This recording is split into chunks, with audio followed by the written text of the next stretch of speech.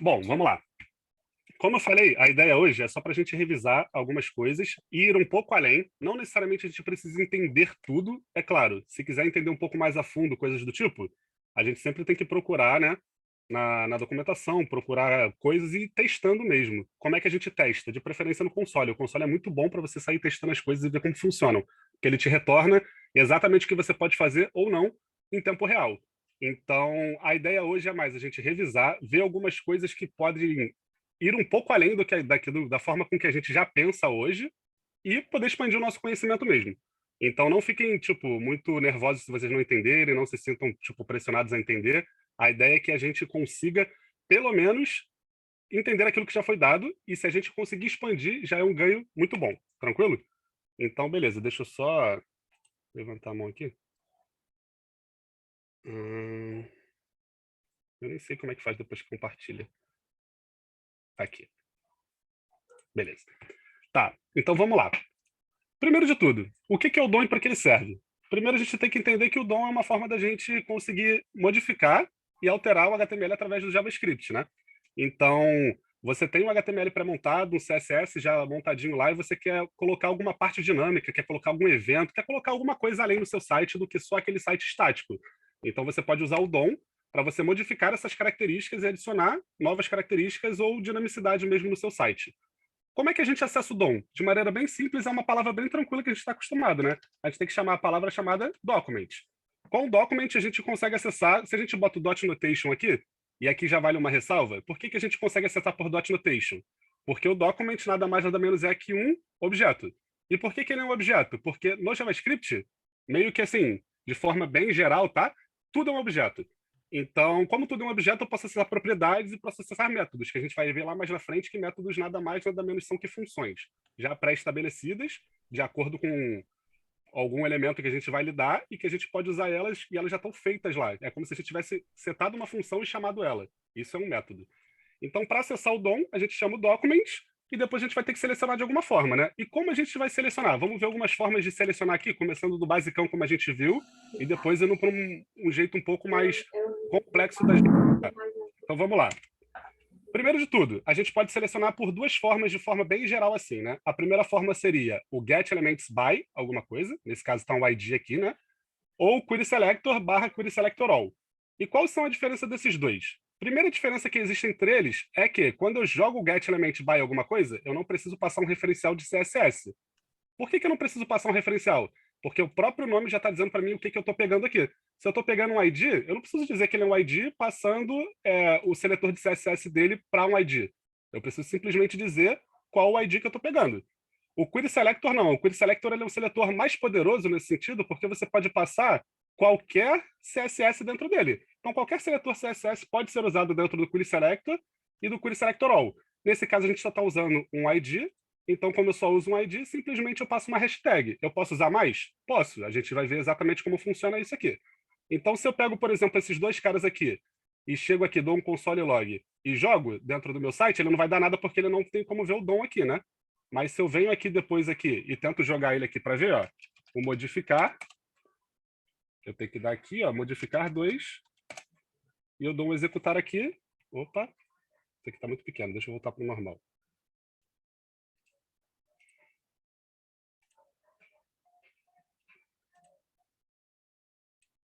Espera aí. Ih, rapaz, nem lembro como é que volta para o normal, tá vendo, Lucas? Acho que é aqui, beleza. Quando a gente bota o modificar aqui, ele vai dar aqui, ó, que ele está selecionando exatamente o quê? O meu input. O input que tem o ID o quê? E-mail, beleza? Se eu botar o modificar 2, ele também está selecionando o input, só que ele está selecionando também por e-mail. Ou seja, nesse caso, esses dois seletores aqui, eles não têm muita diferença entre eles. Eu estou selecionando exatamente o mesmo elemento, só que de formas diferentes. Tranquilo? Isso tem alguma mudança? Tem. A gente vai ver um pouco mais lá na frente quando a gente for ver exatamente a parte de como selecionar diferente de uma parte de outra. Bom, já que eu consegui acessar esses caras, eu posso fazer o quê? Modificações dentro deles, concorda? Então, por exemplo, eu acessei esse aqui por e-mail e eu quero mudar o placeholder dele. O placeholder dele tá, tipo, antes ele não tinha nada, agora eu quero botar um olá. Então aqui, ó, ele tá com um olá agora. E eu mudo também o background dele para vermelho. Então, automaticamente, eu acessei meu input, que tinha esse elemento aqui, beleza? E fiz a modificação tanto no placeholder quanto na cor de fundo dele. Tanto que se eu chegar aqui e comentar, a gente vai voltar a ter o que tinha anteriormente, que é o e-mail e com a cor de fundo branca. Isso aqui é aquilo que a gente já viu mesmo na Tribe, a gente usou isso bastante, tanto no Pixels Art, quanto nos outros exemplos, na Tribe Works a gente também usou, que é o exemplo que eu estou dando para vocês. Então, é uma coisa que a gente tem um pouco mais de vivência, mas a gente vai expandir um pouco mais isso, beleza? Pode falar, quem levantou a mãozinha. Eu só queria saber, Rafael, por que não precisa botar o style ali, tipo, o ponto style? No Placeholder, no caso? background que tu botou modificar ponto placeholder, não precisou botar o style. Porque o placeholder ele não é um CSS, ele é direto no HTML. Tanto que quando você seta aqui, ó, se a gente vier aqui, no Quando for nosso direto no HTML, HTML não precisa. ó, o placeholder ele fica exatamente aqui. Ele é uma propriedade do HTML. Então, como eu estou acessando direto ao HTML, eu não posso botar o style, entendeu? Saquei. Cadê o e-mail aqui, ó? Tradeworks, e-mail. Aqui, ó, o placeholder dele, ó, e-mail, tá vendo? Estou acessando essa propriedade aqui. E como essa propriedade está direto no HTML, aí eu não preciso acessar o CSS para mudar ela. Show? Bacana. Acho que algumas vezes eu devo ter errado por causa disso. Pode Valeu. ser. Outra pessoa levantou a mão? Pode falar. E aí, Rafa, beleza? Beleza. Então, eu sei que você provavelmente vai falar disso alguma hora, mas você pode reforçar a ideia de qual a diferença de HTML Collection para Node List? Posso sim, tá aqui embaixo, ó. Aí quando chegar lá, se tu não entender, a gente volta na pergunta, pode ser? Fechou, valeu. Fechou, valeu, cara. Então a ideia é basicamente essa, tipo, eu consigo, se eu selecionei o cara de forma correta, eu consigo fazer as modificações que eu preciso. Primeiro de tudo, como eu sei se eu modifiquei de forma correta, se eu selecionei, desculpa, a primeira coisa é fazer um console.log e verificar. Eu não tenho certeza se eu consegui selecionar exatamente o que eu queria. Abre o console.log e vem aqui e joga ele, tipo, não tem segredo nenhum, sabe? A ideia é a gente sempre fazer por etapas. Imagina se você seleciona um elemento, faz toda uma função e ela dá errado. E você acha que está selecionado correto, mas o erro está lá. Tu vai ficar vendo a função, gastando um bom tempão. Então, assim, cada etapa do que você for fazendo é exatamente o que o Rafa falou ontem, baby steps. Tem uma etapa, verifica se está tudo certo com o console log. Até você ter a certeza na sua cabeça de que você está selecionando correto. Aí você já pode pular aquela etapa de console. Mas sempre usem console.log. Tipo, ele realmente é muito poderoso e ajuda muito a você saber onde está o teu erro. Tranquilo? Seguindo aqui, ó. Mas não menos importante aqui, a gente tem, por exemplo, aqui, ó, essa parte do Get Computed Style. O que o Get Computed Style faz? Você consegue pegar tudo que você tem basicamente do CSS e conseguir analisar dentro dele. Só que ele tem um parâmetro que é bem interessante. Ele é read only. O que isso quer dizer? Ele é somente leitura. Então você pode usar o Get Computed Style para comparar uma coisa com a outra, mas você não pode modificar através do Get Computed Style.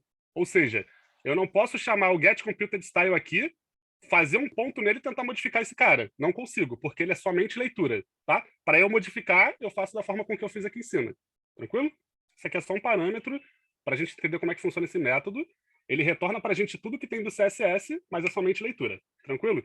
Como é que a gente vê isso aqui? Então, por exemplo, ó, a gente chama aqui o olá. Ó. Ele está com o olá aqui bonitinho.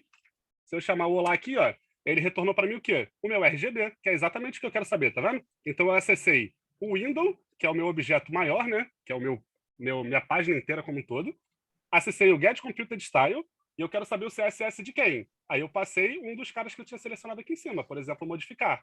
E perguntei qual é o background dele. Eu acho o background dele, a partir desse momento eu posso fazer, por exemplo, olá é igual a não sei o quê. Aí eu posso fazer um if comparando o que eu peguei do Get Computed com o que eu tenho do outro cara para trigar alguma condição que eu tenha posto no meu site. Então, ele é uma poderosa ferramenta de consulta, mas você não pode usar ele para, de novo, modificar nada. Tranquilo? Continuando. A gente tem aqui também outras formas de selecionar, né? Aqui a gente pegou por ID, agora eu vou pegar por class. Por que eu vou pegar por class? Porque é importante ver que quando a gente está pegando por outros elementos, que podem ser mais de um, a gente vai ter um retorno de uma lista. E essa lista, ela basicamente vai se separar em dois tipos de lista, que a gente vai ver agora. Se eu pego aqui, por exemplo, a minha lista 1 e seleciono através do document.getElementsByClassName, e de novo, como eu já estou dizendo que eu estou selecionando pela class, eu não preciso passar um seletor CSS nele, se eu passar vai estar errado, eu não vou conseguir pegar, então eu selecionei ele pela class direto. Esse cara aqui, ele vai me retornar uma HTML collection. Vamos ver aqui, ó. Quando eu boto lista 1, ele me retorna uma HTML collection. Perfeito, né? Do jeito que a gente tinha posto aqui. Já a lista 2, eu estou selecionando pelo Query Selector All. Ou seja, ele também vai me retornar uma lista, né? Esse All aqui já diz que eu estou pegando todos. Se é todos, vai ter uma lista. Ah, Rafa, se tiver um elemento só, vai ser uma lista de um elemento só, beleza? Aqui, Query Selector, como sempre, a gente tem que passar o quê? O seletor CSS que a gente quer. Como é uma class, a gente passa um ponto só, somente, beleza? A gente vai ver formas mais eficazes de pegar. Então, esse cara aqui vai me retornar uma node list. Então, eu venho aqui, ó, boto lista 2, ele me retorna uma node list. Ah, Rafa, e qual é a diferença entre o HTML Collection e uma node list? Tem algumas, mas as duas principais são: o HTML Collection, ele é uma lista viva, e o node list é uma lista estática. O que isso quer dizer? Quer dizer que, se eu cheguei aqui em cima, no início da minha função do meu código, e eu declarei aqui, eu selecionei meus caras aqui, através do getElement, e no meio do meu código eu fiz uma mudança, e abaixo dessa mudança eu chamei de novo o HTML Collection, o que vocês acham que vai acontecer se é uma lista viva?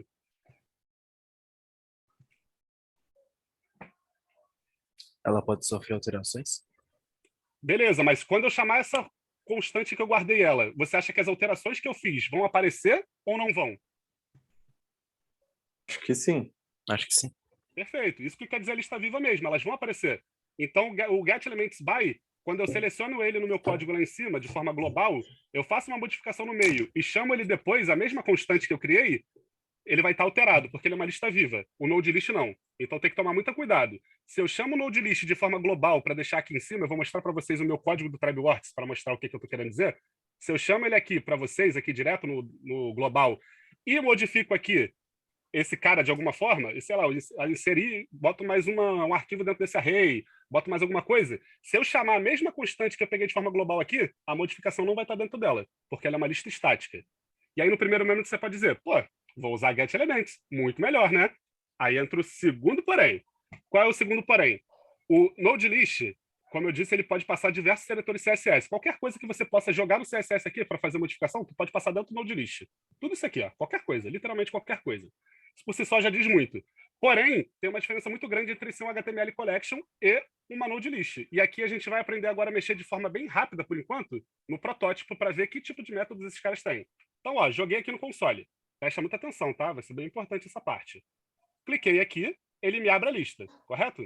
Então, ele me abre a lista aqui e diz para mim que ele tem aqui 6. Tranquilo. Se eu venho aqui, ó, no prototype, tá vendo? E clico, ele diz exatamente quais os métodos esse cara aceita que eu chame. Que porcaria é método, Rafa? Tipo, lembra que eu chamei o getComputed_style? Ele é um método do meu objeto window. Se eu não tivesse no window, eu não conseguiria chamar o getComputed_style, tranquilo?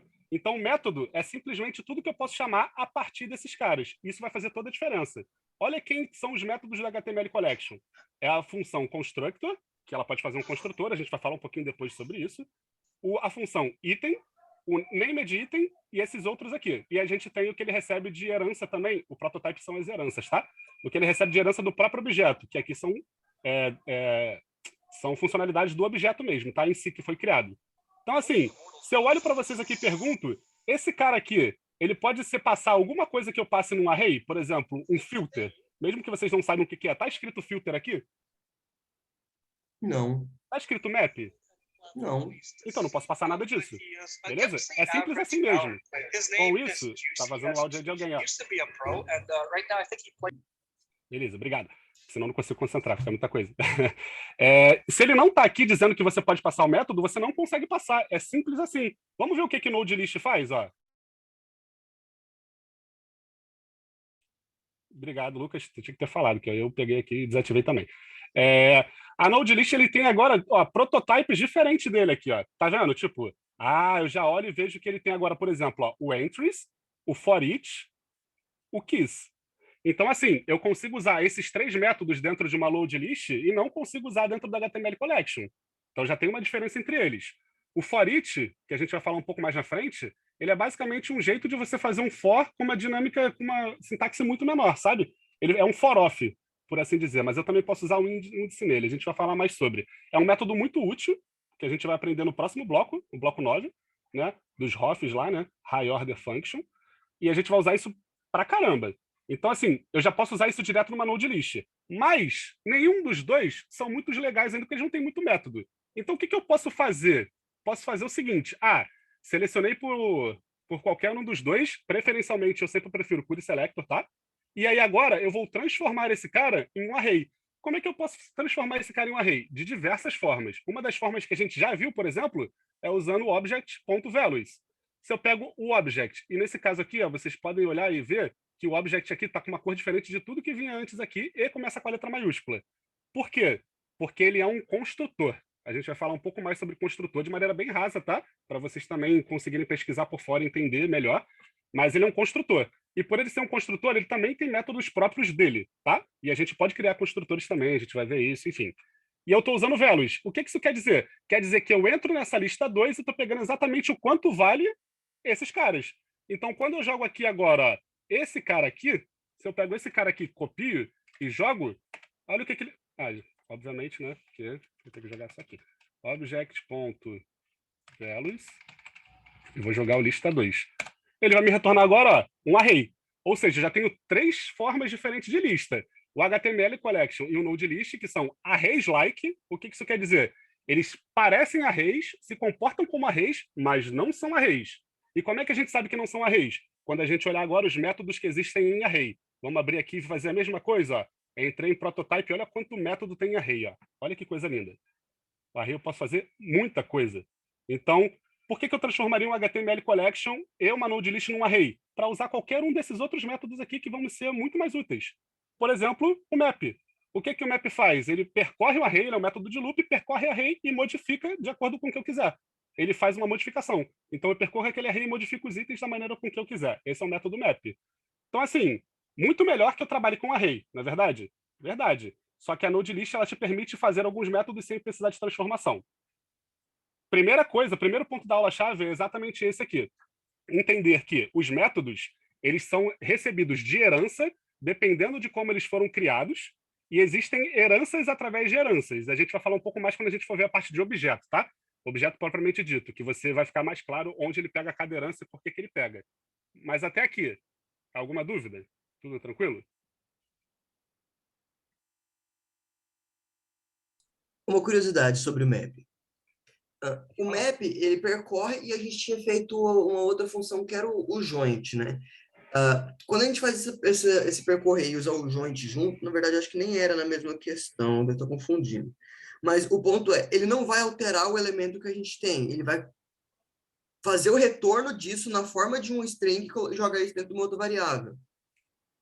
Se você estiver usando join, aí ele vai virar string. Se você não estiver usando join, ele vai continuar dentro do array fazendo a modificação só. Pensa, o join é literalmente juntar. Como você vai juntar? Aí ele te diz, você passa como você vai juntar, através de uma vírgula, um espaço, não interessa. Uhum. Quando você passa isso, aí você pega um array e transforma numa string. Se você não passar o join, você vai receber string, arrays ainda, entendeu? Tá, pera. Se eu me lembro, no outro a gente fez o John, aí fez o map, aí o negócio, ponto value, então porque a gente percorreu todos e imprimiu o valor ali, tá. Uhum. Beleza. Beleza? É isso aí. Pode falar, quem levanta a mão. Pode falar, quem levanta a mão? Ninguém?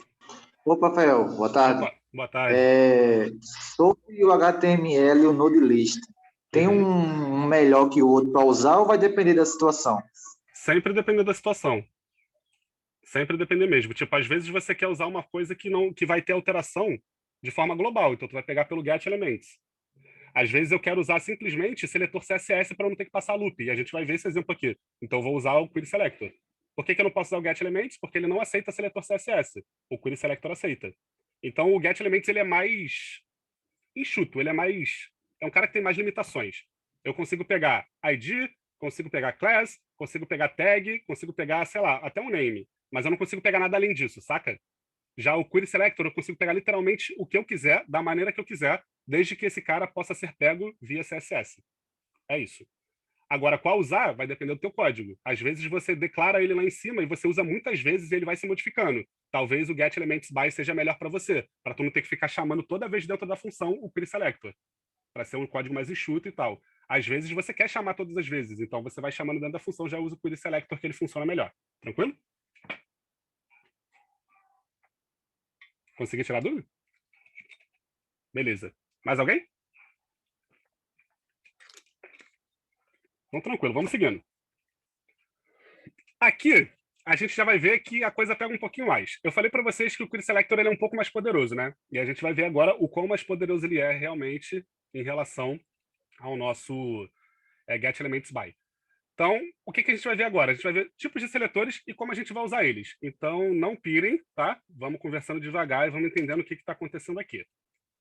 Primeiro de tudo, eu já deixei claro aqui para a gente não ver, esse cara aqui não existe na minha página em si, eu só coloquei como uma forma de vocês entenderem que dá para ir muito além do que a gente está acostumado, tá? O que eu estou fazendo aqui? Eu já botei... Opa, aqui está errado, vamos botar começados com. Começados com. Isso quer dizer o quê? O nome da minha constante aqui já está deixando claro. Eu quero pegar os elementos que são começados com alguma coisa, beleza? Como eu quero todos os elementos que começam com aquilo, eu vou usar o Query Selector All. Por quê? Só lembrando, o Query Selector, quando eu uso ele, eu só pego o primeiro elemento. O Query Selector All eu pego todos. Então, Rafa, eu posso usar o Query Selector All para uma classe que tenha 5 elementos para pegar? Pode, mas só vai pegar o primeiro. Então tem que ficar ligado nisso, tá? Beleza. Voltando aqui, o que esse seletor CSS está dizendo para mim? Opa, eu estou acessando a class menu, dentro do menu tem um link A. E dentro desse link A, eu quero pegar tudo que tem href começado com hashtag. Olha que coisa linda. Eu não preciso passar um for para ver onde tem um href que está começado com um hashtag. Para quem não sabe, o hashtag no href ele te referencia dentro da própria página, né? Eu não preciso passar. Eu só passo esse seletor e ele funciona como se fosse um for para mim. Olha que coisa mais linda. Só selecionando. Muito bom, muito prático e muito útil. E aqui a gente vai ver a sintaxe exatamente como funcionou. Se eu pegar esse cara aqui, ó, e Ô, jogar... Rafael, dá licença rapidão. Oi, claro. Pode dar uma esticada nessa tela para eu ver se o A ele é grudado com a... Para todo mundo ver na realidade. Onde é que tá o href? Sumiu. Porque ele subiu aqui, peraí. Era isso que você queria ver? Era isso mesmo. Para ver beleza. a sintaxe direitinho. Valeu, não, valeu, justo, valeu. justo. Tamo junto. Valeu. O que isso tá dizendo? Ó? E o ponto agora que ficou para trás, né? Não esquece do ponto não aqui, ó. Tá vendo? Não esquece do ponto não. Não Eu vou tô esquecer. pegando uma class menu. Dentro do menu eu tô vendo dentro da A, tranquilo? E dentro da A eu tô referenciando quem? Quem eu quero pegar. O A não existe um atributo chamado href? No link tem um atributo chamado href, que é exatamente onde ele vai te levar para a página que você colocou ali, né? Então eu chamo href e aqui que tá o pulo do gato, ó. Esse acento circunflexo aqui, sozinho, ele quer dizer começado com. Então eu estou pegando os elementos que estão dentro da class menu, que estão dentro do A, que tem o href começado com o hashtag. Se eu fosse fazer isso sem usar o seletor, usando o Query Selector só para chamar class ou A, enfim, eu ia ter que fazer o quê? Um loop, concorda comigo? Ia ter que chamar o for, ia ter que verificar, se ia fazer um if para verificar se aquele cara estava lá. Se ele estivesse lá, eu jogava ele dentro do array. Olha quanta coisa eu ia ter que fazer para fazer uma coisa que eu estou fazendo em uma linha, já direto do seletor. Então, isso é muito poderoso. Seletor CSS é muito poderoso, muito, muito. Nesse caso específico, eu não consigo mostrar para vocês porque ele não tem no meu site, tá? Mas os de baixo eu vou conseguir mostrar para vocês. Então, nesse caso aqui, ficou entendível? Ou vocês querem que eu repita? É bem importante, tá? A gente vai ver lá na frente que tudo se baseia nisso aqui. Se puder repetir, por favor, Rafael. Claro, vamos lá. Lembra que o Query Selector ele é um seletor de CSS. Então eu posso passar qualquer seletor que eu faça dentro do CSS. Um exemplo aqui para ver se fica um pouco melhor. Ó. Eu posso copiar esse cara aqui, jogar aqui dentro do meu style, vem aqui ó, no finalzão dele, ó, jogar dentro do meu style, e aqui eu tenho um seletor CSS, que eu posso fazer a modificação do jeito que eu quiser. Tá vendo? Isso é maravilhoso. Você vê aqui, ó, eu estou usando, inclusive, um seletor CSS aqui para fazer uma modificação exatamente no cara quando ele está checado. Ó. E aqui eu uso uma outra parada, que também é uma comparação, uso o before, que é um pseudo-seletor, enfim. São coisas que a gente realmente tem que ir atrás, porque ó, o CSS na tribe acabou. Se a gente quiser se aprofundar um pouco mais nisso, a gente vai ter que ir além, sabe? Então, isso aqui é um seletor CSS, olha, é funcional. Tanto que o lint ele nem tá chorando, tá vendo? Ele tá dizendo que tá vazio aqui meu bloco de escopo, mas ele não tá chorando que ele tá errado. Se eu botasse uma outra coisa aqui qualquer, ó, ele tá dizendo que tá errado, tá vendo? Então, esse cara aqui é funcional. Mas o que ele quer dizer exatamente? Ele quer dizer que, vamos para cá que ficou melhor, ó. Eu estou entrando no menu e tá vendo que não tem uma vírgula aqui? Isso aqui é um caminho, então, né? Se tivesse uma vírgula aqui, seria o quê? Opa, eu quero atribuir tanto para menu quanto para esse A aqui.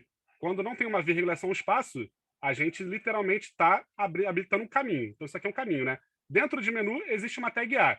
Só que eu não quero pegar todas as tags as. Eu quero pegar as tags as que tem o atributo href, começado com, que é esse chapeuzinho aqui, né, o famoso acento circunflexo, começado com uma hashtag. E por que eu faço isso? Porque, por exemplo, se eu tiver no meu header do meu site 3 links que referenciam para dentro do meu próprio site, quando eu clico, eu consigo modificar somente eles, atribuir, sei lá, um evento neles de clique, o que a gente quiser, sacou? E eu não preciso passar um loop de fora ou coisas do tipo. Pode falar, Robert. Uma dúvida, esse colchete, né, está aberto para referenciar que é... Para que ele está aí, o colchete?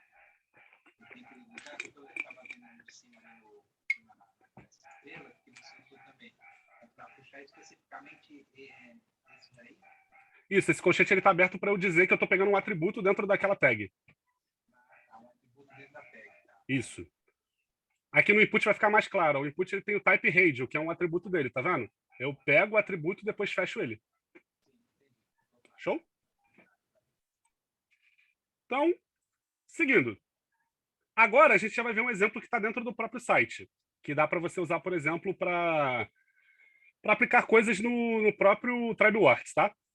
Beleza, o que eu fiz aqui? Eu peguei, por exemplo, a família. E o que é a família para mim aqui? Ó? A família é essa daqui, front-end, back-end, full stack, correto? Eu vou deixar clicado aqui no front-end para vocês verem como vai funcionar. Vou voltar aqui depois para inspecionar. Tranquilo. Deixa eu só descer isso daqui. Botar para cá. Beleza. E o que está acontecendo aqui? Está acontecendo o seguinte. Eu estou selecionando agora por Query Selector. E aí a primeira pergunta que eu faço é por que eu estou selecionando a família por Query Selector e não Query Selector All, já que tem 3 caras aqui? Alguém sabe responder?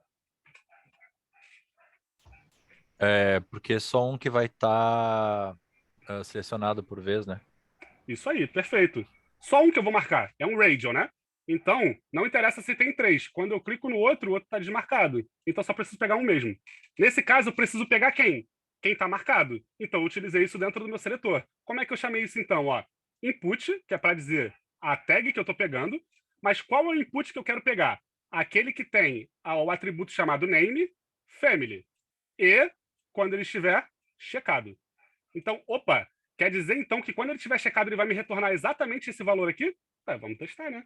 Já chequei ele lá, deixei ele checado, vou chamar agora família. Família tá null. Opa, por que tá null aqui, Rafa? Vamos dar uma olhada de novo? Vamos fechar aqui e vamos ver por que tá null. Por que ele tá null? Alguém sabe dizer para mim?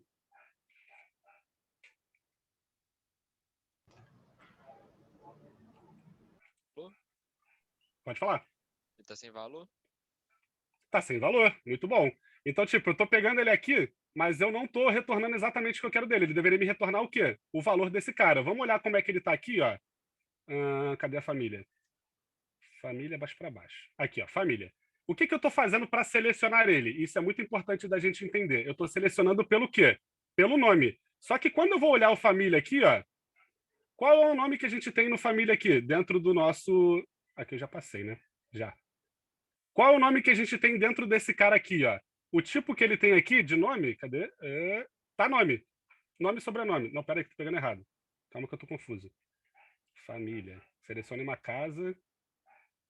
Tá embaixo desse aqui, agora sim. Aqui, ó, família, né? Então eu tô pegando por esse name aqui, family. Você vê que o name deles, dos 3, são iguais, correto? Então, qual é o problema que tá me dando aqui? O problema que está me dando aqui é que quando eu selecionei esse cara aqui, quando eu peguei e selecionei esse cara aqui e joguei lá para fazer, o meu live server ele não estava verificando que ele estava selecionado. Então ele me retorna nulo, porque não existe um cara que está selecionado ainda. Porque pensa comigo, quando eu seleciono lá e abro o meu console e tento fazer a modificação, quando eu chamei ele antes, ele não tinha ninguém. Ele é um query selector. Concorda? Então vamos tentar pegar ele agora de uma outra forma. Vamos botar aqui, ó, const família 1. E agora a gente vai passar exatamente esse cara aqui, ó, dentro dele. Quando eu passo, ele dá undefined ainda. Por que ele dá undefined? Porque quando a gente selecionou esse cara aqui, lembra que o node list ele é uma lista o quê? Estática. Quando eu selecionei esse cara daqui, ele não retornava nada. Então ele me retorna undefined. Se eu vier aqui, ó, dar um refresh com F5, voltar aqui agora e tentar chamar a família, vamos ver o que ele faz. Opa, agora sim ele referenciou para mim. Então a gente tem que se ligar nisso. Isso daqui é um exemplo clássico que a gente tem do node list funcionando e não funcionando. Ele não funcionou por quê? Porque quando eu criei esse família aqui, primeiramente, ele não estava selecionando nada. Afinal de contas, no meu HTML aqui não tinha nada selecionado. Então ele vai me retornar sempre o que não estava selecionado. Beleza? A partir do momento em que eu seleciono ele e dou o refresh aqui, aí eu já vejo que eu consigo selecionar ele da maneira com que eu pedi exatamente. Porque já tinha alguém ali selecionado. Tranquilo? Parênteses. Posso falar uma coisa? Tu ia Pode fazer falar. Por isso que funcionou fazendo aquela esquema do form data. Isso. Que quando tu manda, ele dá o refresh. Isso. Exatamente. E além disso tudo, tipo, isso aqui não funcionaria no Chrome, tá? Eu estou usando o Firefox, e o Firefox, por padrão, ele mantém, mesmo que eu dê um refresh, ó, se eu colocar aqui para vocês entenderem, ó, eu vou colocar isso aqui, vou dar um refresh, o Firefox vai manter o valor dos inputs. Então, isso daqui vai funcionar no Firefox, mas esse método aqui, para tu checar lá no console, no Chrome, você vai ter uma dificuldade. Você vai ter que botar ele para não zerar os inputs, tá? Eu ia falar isso, que no Chrome ia dar errado, sim. Então, beleza. Eu só estou mostrando para vocês que dá para pegar. Sim, Aí, sim. se vocês não conseguirem entender no Chrome, vocês já entenderam o porquê. Porque o Chrome, ele zera os inputs. Então, se você botar para não zerar, aí você vai conseguir enxergar. Tranquilo? Para zerar no Firefox, eu tenho que dar o chamado hard reset, que é o Ctrl F5, ó. Aí ele zera. Tranquilo? Então, beleza, ó.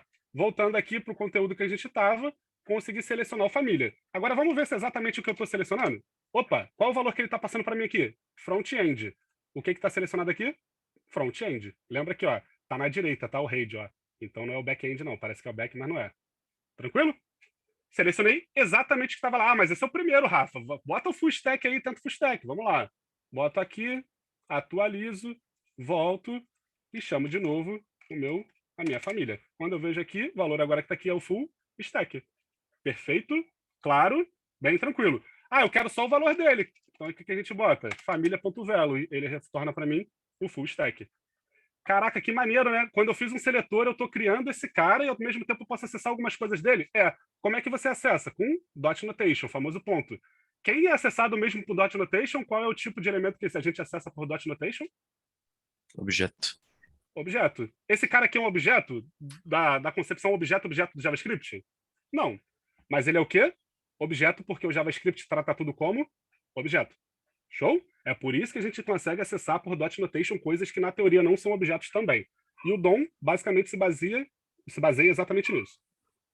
Dúvidas até aqui? Ô, Rafa, se tu fechar o live server e abrir de novo, daí esse valor não vai estar mais definido, né? Ele vai voltar a ser nulo. Isso. Esse valor ele está sendo dinâmico, de acordo com o momento que eu estou dentro do live server. Lembra? Quando eu peguei ele a primeira vez aqui, se eu não fizer o live server rodar de novo, ele não vai pegar nada. Uhum. Mas se eu fizer e já tiver checado, ele pega. Então Tá. é sempre assim, tá? Beleza, valeu.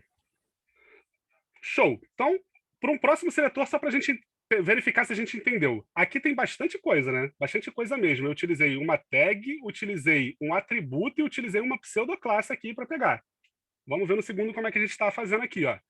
Mesma ideia, só que agora eu quero pegar os selecionados. Só que, ó, os selecionados nesse caso são checkboxes. Se eles são checkboxes, eles podem ter mais de um valor. Se eles podem ter mais de um valor, o que eu tenho que fazer? Query selector, all. Automaticamente ele vai me retornar uma lista. Como ele me retorna uma lista, eu tenho que necessariamente passar o query selector all. E eu vou usar a mesma estrutura que eu fiz no de cima. Eu vou pegar um input, só que agora esse input eu vou pegar o que dele? Eu posso pegar qualquer atributo que seja igual para todos, tá? Eu peguei o checkbox. Vamos lá no nosso input, vamos ver se tem outro atributo que eu poderia pegar? Opa, eu poderia pegar pela class subject. Todos eles têm a class subject. Então, não teria problema de pegar pela class. Poderia pegar pelo name, que também de todos eles são subject. Então, não interessa o atributo que eu vou pegar. Interessa que eu pegue o atributo da maneira correta. Tranquilo? Eu aqui decidi pegar por checkbox, mas poderia botar o subject, poderia botar também o name dele lá, né? Que é o subject também, nesse caso. E aí eu passo a pseudoclasse também, checked. Porque o que eu quero checar? Eu quero ver se esses caras estão marcados. Beleza. Ó, marquei três aqui, ó. Vou dar um refresh, né, para a gente garantir que ele vai atualizar lá. E vou chamar aqui no meu console o selecionados. Quando eu chamo selecionados, ele me retorna uma node list com exatamente os 3 que estão marcados. Cara, olha o quanto poderoso isso é. Eu não precisei chamar um for, eu não precisei chamar qualquer método de loop. Eu simplesmente selecionei via seletor CSS e eu consegui fazer uma coisa que eu teria que gastar um for, um if, sabe, sei lá mais o que para fazer. Tranquilo? Isso faz toda a diferença na concisão do nosso código, ele fica muito mais conciso, ele fica muito mais prático, desde que, obviamente, a gente entenda o que esse seletor CSS está pegando. Tranquilo? Pode falar, Cadu. Beleza, só para falar que eu entendi a explicação, suave, só para complementar mesmo o que os moleques tá falando ali no chat, que para essa questão especificamente seria melhor até pegar tipo a classe subject, eu acho, é alguma coisa assim, em vez de pegar o nome family, porque se você pegar o nome family, o que está checked, na hora que você clicar no botão submit, ele vai pegar aquele checked ali de baixo também. Ah, verdade. Mas é só para complementar isso. Verdade. Boa complementação. Obrigado aí pro pessoal que falou. Ótimo. A gente pode trocar pela Classic também, não teria problema. Seria até muito melhor. A gente pode trocar por, sei lá, o que você quiser. Como eu falei, a ideia aqui não é nem a gente ver a coisa mais... a melhor coisa. É a gente entender que a gente pode usar esses seletores para pegar da maneira que a gente quiser. E se eu entendo que dentro desses colchetes eu tenho literalmente um atributo e depois desses dois pontos é uma... Agora faltou a palavra, falei tantas vezes. É uma pseudoclasse, a gente consegue entender que a gente está fazendo um seletor CSS e que é um seletor CSS que vai substituir algumas coisas que a gente pode fazer. Tranquilo? Então, nesse caso aqui, pode realmente trocar pelo subject que fica melhor, tá? Mas a ideia aqui é só a gente entender mesmo como seleciona e por que a gente está selecionando dessa forma. Tranquilo? Aqui embaixo, nesse caso, né? Dúvidas? Então, vamos seguindo. Então, ó, eu selecionei exatamente aqueles que eu tinha, né? E agora vamos vir para a minha nota. A minha nota, ela tá aqui, e você tá vendo, ó, que elas são estrelinhas, né? Eu fiz diferente nesse caso aqui. Eu botei estrelinhas, que eu acho que fica mais bonitinho e tal. E aí, dentro dessas estrelinhas também tem um valor dentro do HTML. Se a gente for lá olhar agora a nota, ó, é a mesma coisa, tá vendo? Só que o valor dele vai ser passado direto aqui e a gente não bota nada de 1, 2, 3, 4 dentro dele. Eu estou usando aqui simplesmente o i, né? A tag i que a gente usa para fazer um SVG e tal. Então, e tem algumas coisas de CSS para eu poder, quando eu clicar aqui, sair todos e não ir um por um e deixar a cor diferente quando está marcado e não está. Enfim, é uma coisa que dá para você pegar, achar na internet, pode usar Bootstrap, pode usar o que você quiser, e framework para mudar, enfim. Qual é a ideia aqui? A ideia é que a gente consiga fazer exatamente da mesma forma, pegar o valor que foi clicado. E, de novo, eu não quero pegar todos, eles são radial, né? Então, eu só preciso passar o query selector. Quando eu olho esse cara aqui, ele tem o que dentro dele? A gente tem uma class chamada... Cadê? Badam. Nota. Tranquilo? Então, eu simplesmente preciso pegar pela minha class nota e ver se ele está checado. É a mesma coisa que eu fiz das outras vezes, só que eu não precisei passar o caminho inteiro. Agora eu só passei a classe que eu tinha e verifiquei se ela está checada. Vamos verificar se ele vai me retornar o valor 10? Então vamos lá. Quando eu chamo aqui o que eu acabei de tirar, que é a nota, ele me retorna o input com o valor 10. Se eu quiser exatamente o valor que ele me retornou, input.value, ele me retorna string 10. Ah, 10 é fácil. Vamos pegar uma que está no meio para ver se ele está funcionando da mesma forma. Vamos lá. Vim aqui, selecionei qualquer número ali, tranquilo. Vem aqui e chamo nota de novo. Opa, o value dele agora está 5, tá vendo? Então, se eu boto nota.value, ele me retorna 5. Está extremamente funcional e está funcionando como se eu tivesse passado um loop dentro dele. Ou seja, acho que já deu para entender que esse tipo de seletor ele é bastante forte, né? Tem bastante poder na hora de a gente conseguir selecionar os elementos, que a gente pode, assim, a partir disso, pegar a nossa mente e deixar ela viajar para fazer como a gente tivesse que fazer. Só que se eu não conseguisse selecionar, se eu não conseguisse ter essa ideia, como é que eu faria? E aí a gente tem que fazer na mão, né, gente? Tipo, tem vários exemplos, eu vou passar para vocês alguns aqui. O primeiro exemplo, por exemplo, seria sem método. Ou seja, forzão da galera. Mete o for e faz como é que vai funcionar. Aqui eu vou abrir um parênteses. Vou descomentar toda essa função aqui.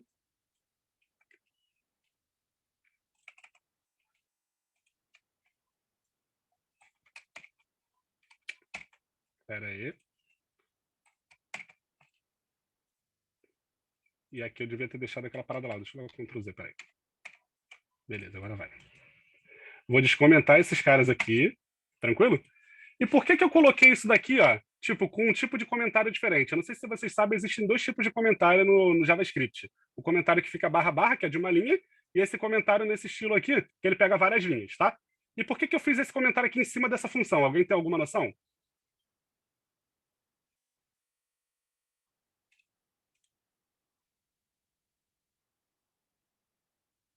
Não? Tranquilo, ó. Você indica Ah. possibilidades. Tem uma forma de fazer, e aí você comenta aí depois tenta por outra forma, não? Interessante.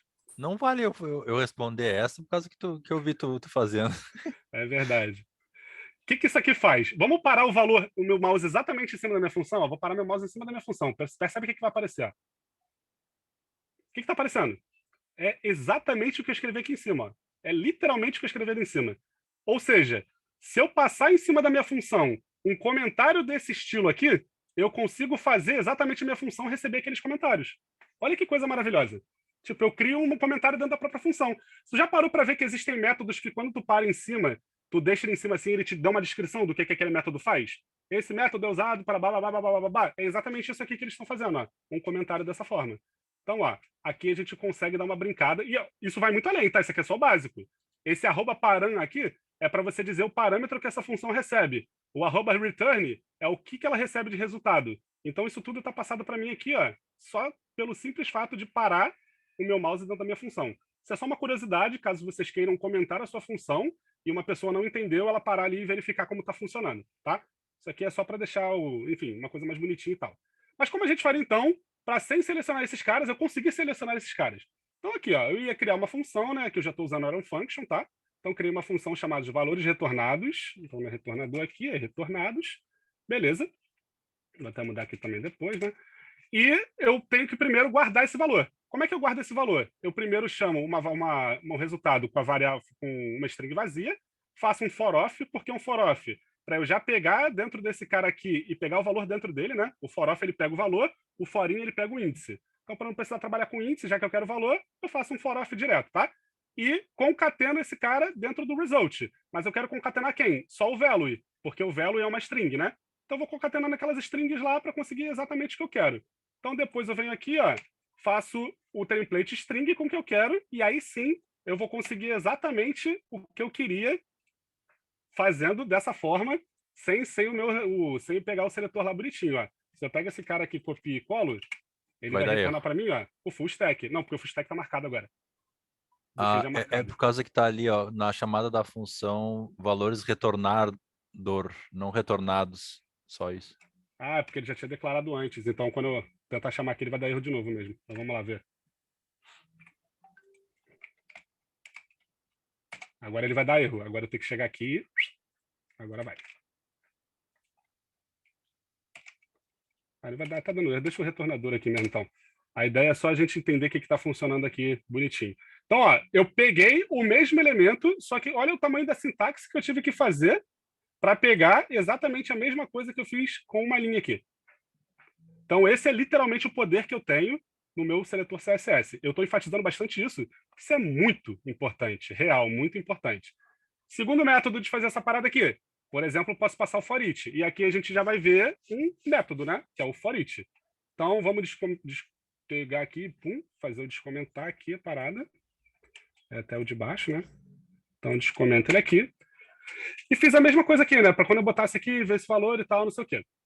Criei aqui valores for each, né? Uma função. E eu estou passando aqui que o valor agora ele já vai vir com matérias. Porque eu não quero depois usar o template string aqui para botar. Enfim, eu já botei aqui que o valor está vindo aqui. Ou seja, o que ele vai concatenar vai ser aqui dentro. E o que for each aqui está fazendo? O mesmo papel que o for off, só que com uma síntese menor. O que o for each faz? Quando você chama o for each, o próprio nome, olha aqui, interessante, ó, o método, olha o que ele já vem escrito dentro dele. É exatamente o que a gente está passando lá, tá vendo? Só que muito mais comentado, muito mais bonitinho, né? Ou seja, tem coisas que dá para ir além aqui, por exemplo, ainda. Ó, dá para eu colocar dessa forma, sintaxe, dá para dizer o que eu quero dentro dele, enfim. Dá para fazer diversas formas. Esse aqui é só o básico, como a gente está vendo lá. Depois, se vocês quiserem, tiverem mais curiosidade, a ideia é ir procurando mesmo. Foi como eu disse, eu vou tentar instigar para vocês aqui a curiosidade e vocês vão atrás para tentar ver o método. Tranquilo? Então, beleza. Ó. O for each está aqui e eu tenho que passar pelo menos um parâmetro dentro dele. O parâmetro que eu passo aqui não interessa o nome, como sempre, né? Igual da função. O for each é uma função. Esse parâmetro aqui, ele literalmente vai ser o valor do elemento que eu estou fazendo for each dentro dele, né? Que nesse caso aqui é o selecionados. E aqui abre-se um parênteses. Esses selecionados aqui, ele é o quê? Ele é uma node list. Beleza? Node list aceita for each? Aceita. Vamos ver de novo, ó. Estou em dúvida. Vou lá no selecionados, vejo que ele é uma node list, entro no prototype e vejo aqui, ó, ele aceita for each. Então, não preciso transformar esse cara numa spread. Ou, desculpa, no array. Já estou dando spoiler aí, né? Não preciso transformar esse cara no array. Eu posso fazer for each direto no meu node list. Então, foi o que eu fiz aqui, ó. O que for each faz? Ele entra dentro de cada item, o próprio nome já diz, né? Para cada um, e faz o que eu pedi. O que ele está fazendo que eu pedi aqui? Que eu também concatene o valor e some só o valor dele aqui. Mesma coisa que eu fiz aqui, ó. Literalmente a mesma coisa, tá? Quando eu retorno esse valor e chamo a função aqui, a gente vai ter o mesmo retorno. Beleza? Ficou alguma dúvida desse método aqui, o for each? Ele é um for mais conciso, tá? Um for off. E ele também pode passar outros parâmetros aqui. Depois dele seria, por exemplo, o index, e aqui seria uma própria função, tá? E aí, para vocês entenderem mais os parâmetros que passam dele, de que forma usar, aí já é melhor dar uma olhada na documentação em si, porque quando a gente usa o for each, a gente usa sempre com 1, às vezes com 2, caso tenha necessidade de você também pegar o índice, tá? Nem sempre vai ter necessidade. Então, você tem que analisar de acordo com o teu código. Qual seria o exemplo 3, então? No exemplo 3, eu já vou meter mais métodos ainda. Eu vou meter o spread, o map e o join, que aí foi o famoso método que eu estava conversando com o pessoal ontem de selecionar e colocar já bonitinho lá no requisito 11, né? Então, quando a gente vem aqui, ó, ele já é mais conciso ainda. O que eu estou fazendo? Eu já fiz dentro do console.log, ó. Eu já chamei uma template string, para quem não lembra, né? Para concatenar os valores de string com as minhas variáveis. Chamei a minha string matérias e aqui dentro eu fiz o método. Então, vamos com calma aqui, que agora é uma coisa que vai mexer com várias coisas ao mesmo tempo. Primeiro de tudo, eu passei esse cara aqui. Esse cara aqui, o nome do método é spread, tá? O que o spread faz?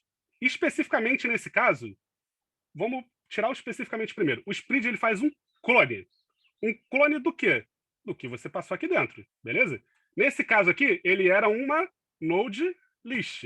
Então, aqui, ó, inclusive tá, o node list ali, se eu deixar selecionado, ele já aparece para mim que é uma node list, ó. Ele é uma node list. Eu fiz um clone dele. Só que eu passei esse clone dentro de quê? Dentro de colchetes. Então, esse meu clone vai ser um... Alguém sabe? Um objeto? Não, um array. Um array. Isso. Aqui, ó. Ele vira um array. E por que eu transformo ele em array? Porque eu quero métodos que só o array tem. Tá vendo que tem um map depois aqui? O map é um método específico de array. Então, preciso que ele seja um array. Eu nunca poderia fazer como eu fiz aqui em cima, direto for each, porque ele não existe. Se eu tentasse pegar aqui, ó, por exemplo, os selecionados, e tentar fazer um map nele, você vai ver que ele já está aqui, ó, dizendo que o map não é uma função, porque ele não tem essa função. O prototype dele não tem essa função. Agora, se eu fizer o spread, chamar ele, ou seja, estou transformando ele em array, e agora eu fizer um método map, aí ele já aceita. Ele está dando que ele não está dando nada. Ó. Se ele não deu erro, ele está aceitando. Beleza? Então, foi muito importante essa etapa para a gente transformar ele em array. Ah, só o spread que eu posso transformar o node list em array? Não, a gente já viu aqui em cima, por exemplo, o object.values. Eu também transformo ele em array. Eu posso usar também o array.from. Eu também transformo ele em array. Então, tem vários métodos. E aí é aquela questão, curiosidade, correr atrás para ver. Tranquilo? Vamos lá, devagar. Agora eu estou passando um novo método, que é o map, que é o segundo cara aqui desse cara. O que o map faz? Ele também é um método de loop, o que quer dizer que ele está iterando o meu array, assim como for, assim como for each, assim como os 450 que a gente vai ver daqui para frente, beleza? O map ele itera o meu array, só que ele já faz uma coisa além. Ele, além de iterar o meu array, ele já faz a mudança dos itens do meu array para o que eu passar de parâmetro. Então, ó, de novo, o primeiro parâmetro que eu passei aqui é a mesma coisa do for each. É o valor daquele item, é o próprio item, não é o index. Então, eu pego esse item e quero que agora ele me retorne o quê? O valor desse item. Então, eu modifico aquele item. Porque antes eu tinha, por exemplo, nos selecionados, se eu botasse os selecionados aqui, ó, quem era o primeiro item dos selecionados? Não era esse input, rof, blá, blá, blá, essa coisa inteira aqui? Agora eu estou literalmente trocando aquele valor só pelo values, ou seja, vai me retornar rofs. Quando ele for de novo entrar dentro dele para o segundo, vai me retornar jest. Quando ele retornar para o terceiro, vai me retornar promises. E por aí vai, quando estiverem marcados de acordo com o meu seletor. Beleza? Então o map ele substitui o que eu tinha antes pelo que eu coloquei depois. É isso que o map faz. Iterando o array, ou seja, é um método de loop pré-programado para trocar coisas que estão dentro daquele array da forma com que eu disse para ele trocar. Tranquilo? E depois eu utilizo um outro método, que é o join. E o join foi o método que a gente comentou mais cedo, que eu acho que o Marcos estava falando, se não me falha a memória, que é literalmente pegar e transformar um array em uma string. Então eu transformo esse array todo, porque se eu colocar aqui, ó, vamos lá, de novo, ó, selecionados, só para a gente entender. Eu passo o método map, aqui eu passo qualquer coisa, vou botar assa, e aqui o método, como ele é um método, ele é uma função, eu tenho que fazer o arrow function, beleza? Aí aqui eu passo o que eu coloquei, ponto value. Se eu retornar só esse cara aqui direto, ele vai me retornar um array com os valores. Então, ó, ele me retornou Hoff, que é o valor desse cara aqui, me retornou Jest, que é o valor desse, e me retornou Promise, que é o valor desse aqui. Só que eu não quero esse cara assim, eu não quero um array, eu quero transformar ele em string. Então, literalmente, eu posso chamar o cara que eu fiz aqui, colocar o método join, abrir aqui e dizer como eu quero unificar eles, porque ele vai unificar eles. Ó. Se eu deixar desse jeito assim, ele vai literalmente botar sem espaço, sem nada. Ah, então eu não quero assim, eu quero que tenha um espaço, uma vírgula e um espaço. Então, quando eu boto a vírgula, espaço e dou Enter, olha que coisa linda. Já me dá uma string com vírgulas e espaços. Percebeu o quanto utilizar método facilita a tua vida? Olha essa aqui, uma linha. Olha o quanto tu teria que fazer de for, de if, de sabe-se lá o quê, para chegar nesse mesmo resultado, através do que a gente tem. Então, a ideia é sempre que a gente entenda que eu posso usar o seletor, mas às vezes dentro do próprio seletor eu vou ter que fazer algumas coisas, usar os métodos para chegar onde eu quero. E aí a gente tem que lembrar que o template string, ele aceita código JavaScript dentro disso aqui. E foi o que eu usei, ó, código JavaScript. Eu posso chegar aqui e só colocar o valor da minha constante? Posso. Posso colocar o valor da minha variável? Posso, mas eu também posso fazer uma função dentro desse cara. E isso também é muito importante e interessante da gente entender. Tranquilo? Nesse caso aqui, ó, foi bastante coisa. Ficou alguma dúvida?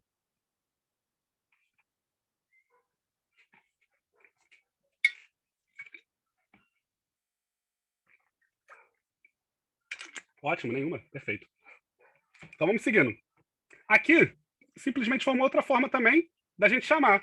Se eu chegar aqui e coloco só esse cara aqui, ele vai retornar undefined. Por que vai retornar undefined?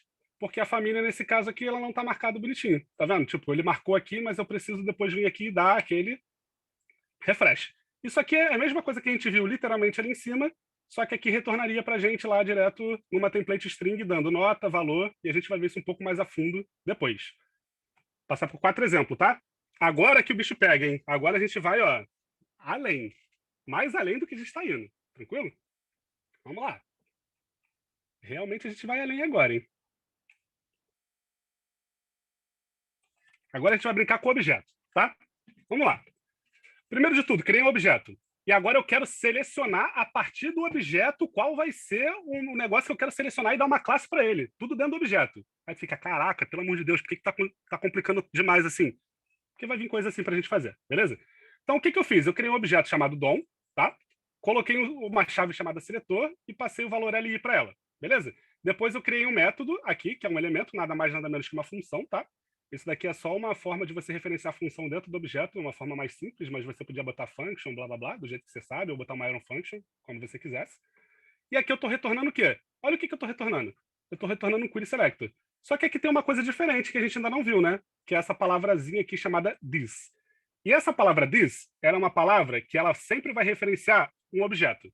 Só que de que forma? São 4 formas diferentes que a this pode ser usada. Eu vou falar para vocês 2. Depois vocês procuram as outras 2, porque para a gente aqui nesse exato momento ela não interessa. O this, ele primeiro de tudo vai referenciar o objeto mais próximo a ele. Levando em conta só esse escopo aqui. Quem é o objeto mais próximo do this aqui?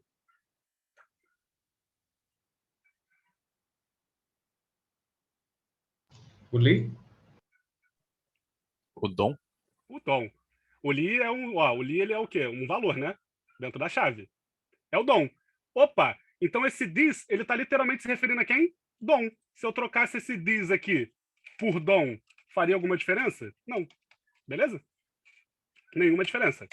Eu vou deixar o this aqui, porque ele tem outras funções para alocar. Se caso esse this aqui não conseguisse se referenciar a ninguém daqui de dentro, ele se referencia ao próximo objeto a ele, que seria, nesse caso, quem? O próprio HTML. Beleza? Então, ele sempre vai tentando referenciar dentro do escopo. Dentro desse escopo aqui, o referencial dele é esse DOM. Opa, então ele está me referenciando esse objeto. Mas se eu não conseguisse referenciar esse cara, e aí é uma das diferenças que existe entre function e arrow function não consegue utilizar a palavra this, e function consegue. Então, a arrow function não é boa para qualquer coisa e para qualquer situação. Se numa arrow function eu tivesse esse this, não se referenciaria à minha função. Ele iria se referenciar ao HTML. E isso daria problema porque a gente não consegue pegar, por exemplo, um seletor do HTML. Eu estou tentando pegar o seletor do meu objeto aqui propriamente dito. Beleza? É difícil, é um pouco mais blow mind. Dentro desse cara aqui, eu fiz a mesma coisa que eu fiz aqui com uma sintaxe diferente, ó. Eu botei ativo 2 pontos e criei uma função. Essa linha aqui, 78, é a mesma coisa que a 75, com uma sintaxe diferente, mas faz a mesma coisa, tá? Ambos estão criando uma função que a gente vai chamar de método. É um método deste objeto aqui, tá? E aí aqui eu já vou usar o this de novo, ó. Quem é o this aqui? É o próprio objeto. Aí aqui eu já vou usar quem? A função que eu criei dentro dele. Opa, eu posso chamar a função criada dentro do objeto? Pode. Pode. E aqui, o que eu estou fazendo depois dessa função? Porque o que essa função representa? Ela não representa o seletor que eu vou ter? Então, eu simplesmente estou chamando a função aqui porque eu não sei qual é o seletor que eu vou ter. Eu vou decidir isso depois, na hora da chamada da função. Tá? Então, isso daqui também poderia ser substituído por isso aqui, né? É só para a gente entender. E aí eu acesso a class list dele e adiciono o ativo. É simples assim que funciona esse objeto. Então, como é que a gente atinge... É simples assim, né? Parece até que é tranquilo, mas não é tranquilo não, tá? Tem bastante coisa ali. Como é que a gente atingiria esse cara, então? A gente, por exemplo, teria um objeto aqui, que seria o DOM, né? O seletor LI, e a gente clicar nesse LI, ele adicionaria o quê? Se eu chamo DOM.ativo, porque eu criei um método nesse objeto, a gente vai adicionar a classe ativo ao LI. Ah, Rafa, eu posso mudar o valor desse seletor? Posso, ó. Através do ponto DOM.seletor, eu mudo para o L. Da mesma forma que eu mexo com o objeto, gente. Dot notation. Eu boto um ponto e modifico o valor dessa chave. Quando eu modifico o valor dessa chave para o L, e se eu ativo o método de novo, agora eu estou adicionando uma classe ativa a quem? A o L, e não a LI. Ah, maneiro. Tipo, então dessa forma aqui eu consigo, por exemplo, brincar com o objeto? Consegue. Dá para melhorar isso? Porque, pô, seletor aqui está travado no LI, né? A gente tem aqui, tipo, adicionando a classe ativa. Eu consigo deixar isso mais dinâmico? Consigo. De que forma? Construindo um construtor. Então agora a gente sai de DOM e vai para um construtor. Construtor nada mais nada menos é que uma função que vai receber diversos métodos, assim, bem aspas, bastante aspas, tá? Para ficar fácil. Diversos métodos dentro dele em que a gente vai poder utilizar depois. Você vê que tem aqui, se perceber bem, tem 3 pontinhos embaixo do DOM, né? Por quê? Quando a gente utiliza um construtor, ele pede para a gente transformar ele em classe. E se eu botar aqui, ele vai dizer exatamente isso para mim, ó. Cadê? Não, ele não vai dizer, né? Beleza. Ah, diz assim, ó, essa função de construtor pode ser convertida em uma declaração de classe. E classe é uma outra coisa que a gente não vai ver, pelo menos não aqui agora, tá? Porque ela é um pouco mais complexa. Mas, enfim, como é que funciona o construtor? Eu crio uma função normal, e aí eu passei como parâmetro dessa função qualquer coisa. Eu botei seletor para a gente entender que vai ser exatamente esse cara aqui, tá? Beleza, eu passei o seletor. Agora eu vou fazer o quê? Criar o mesmo elemento aqui, que é a minha função, dentro da função. Então, ó, eu referencio o this. Agora eu pergunto para vocês, esse this está se referenciando a quem? Nesse exato momento? Dentro desse escopo.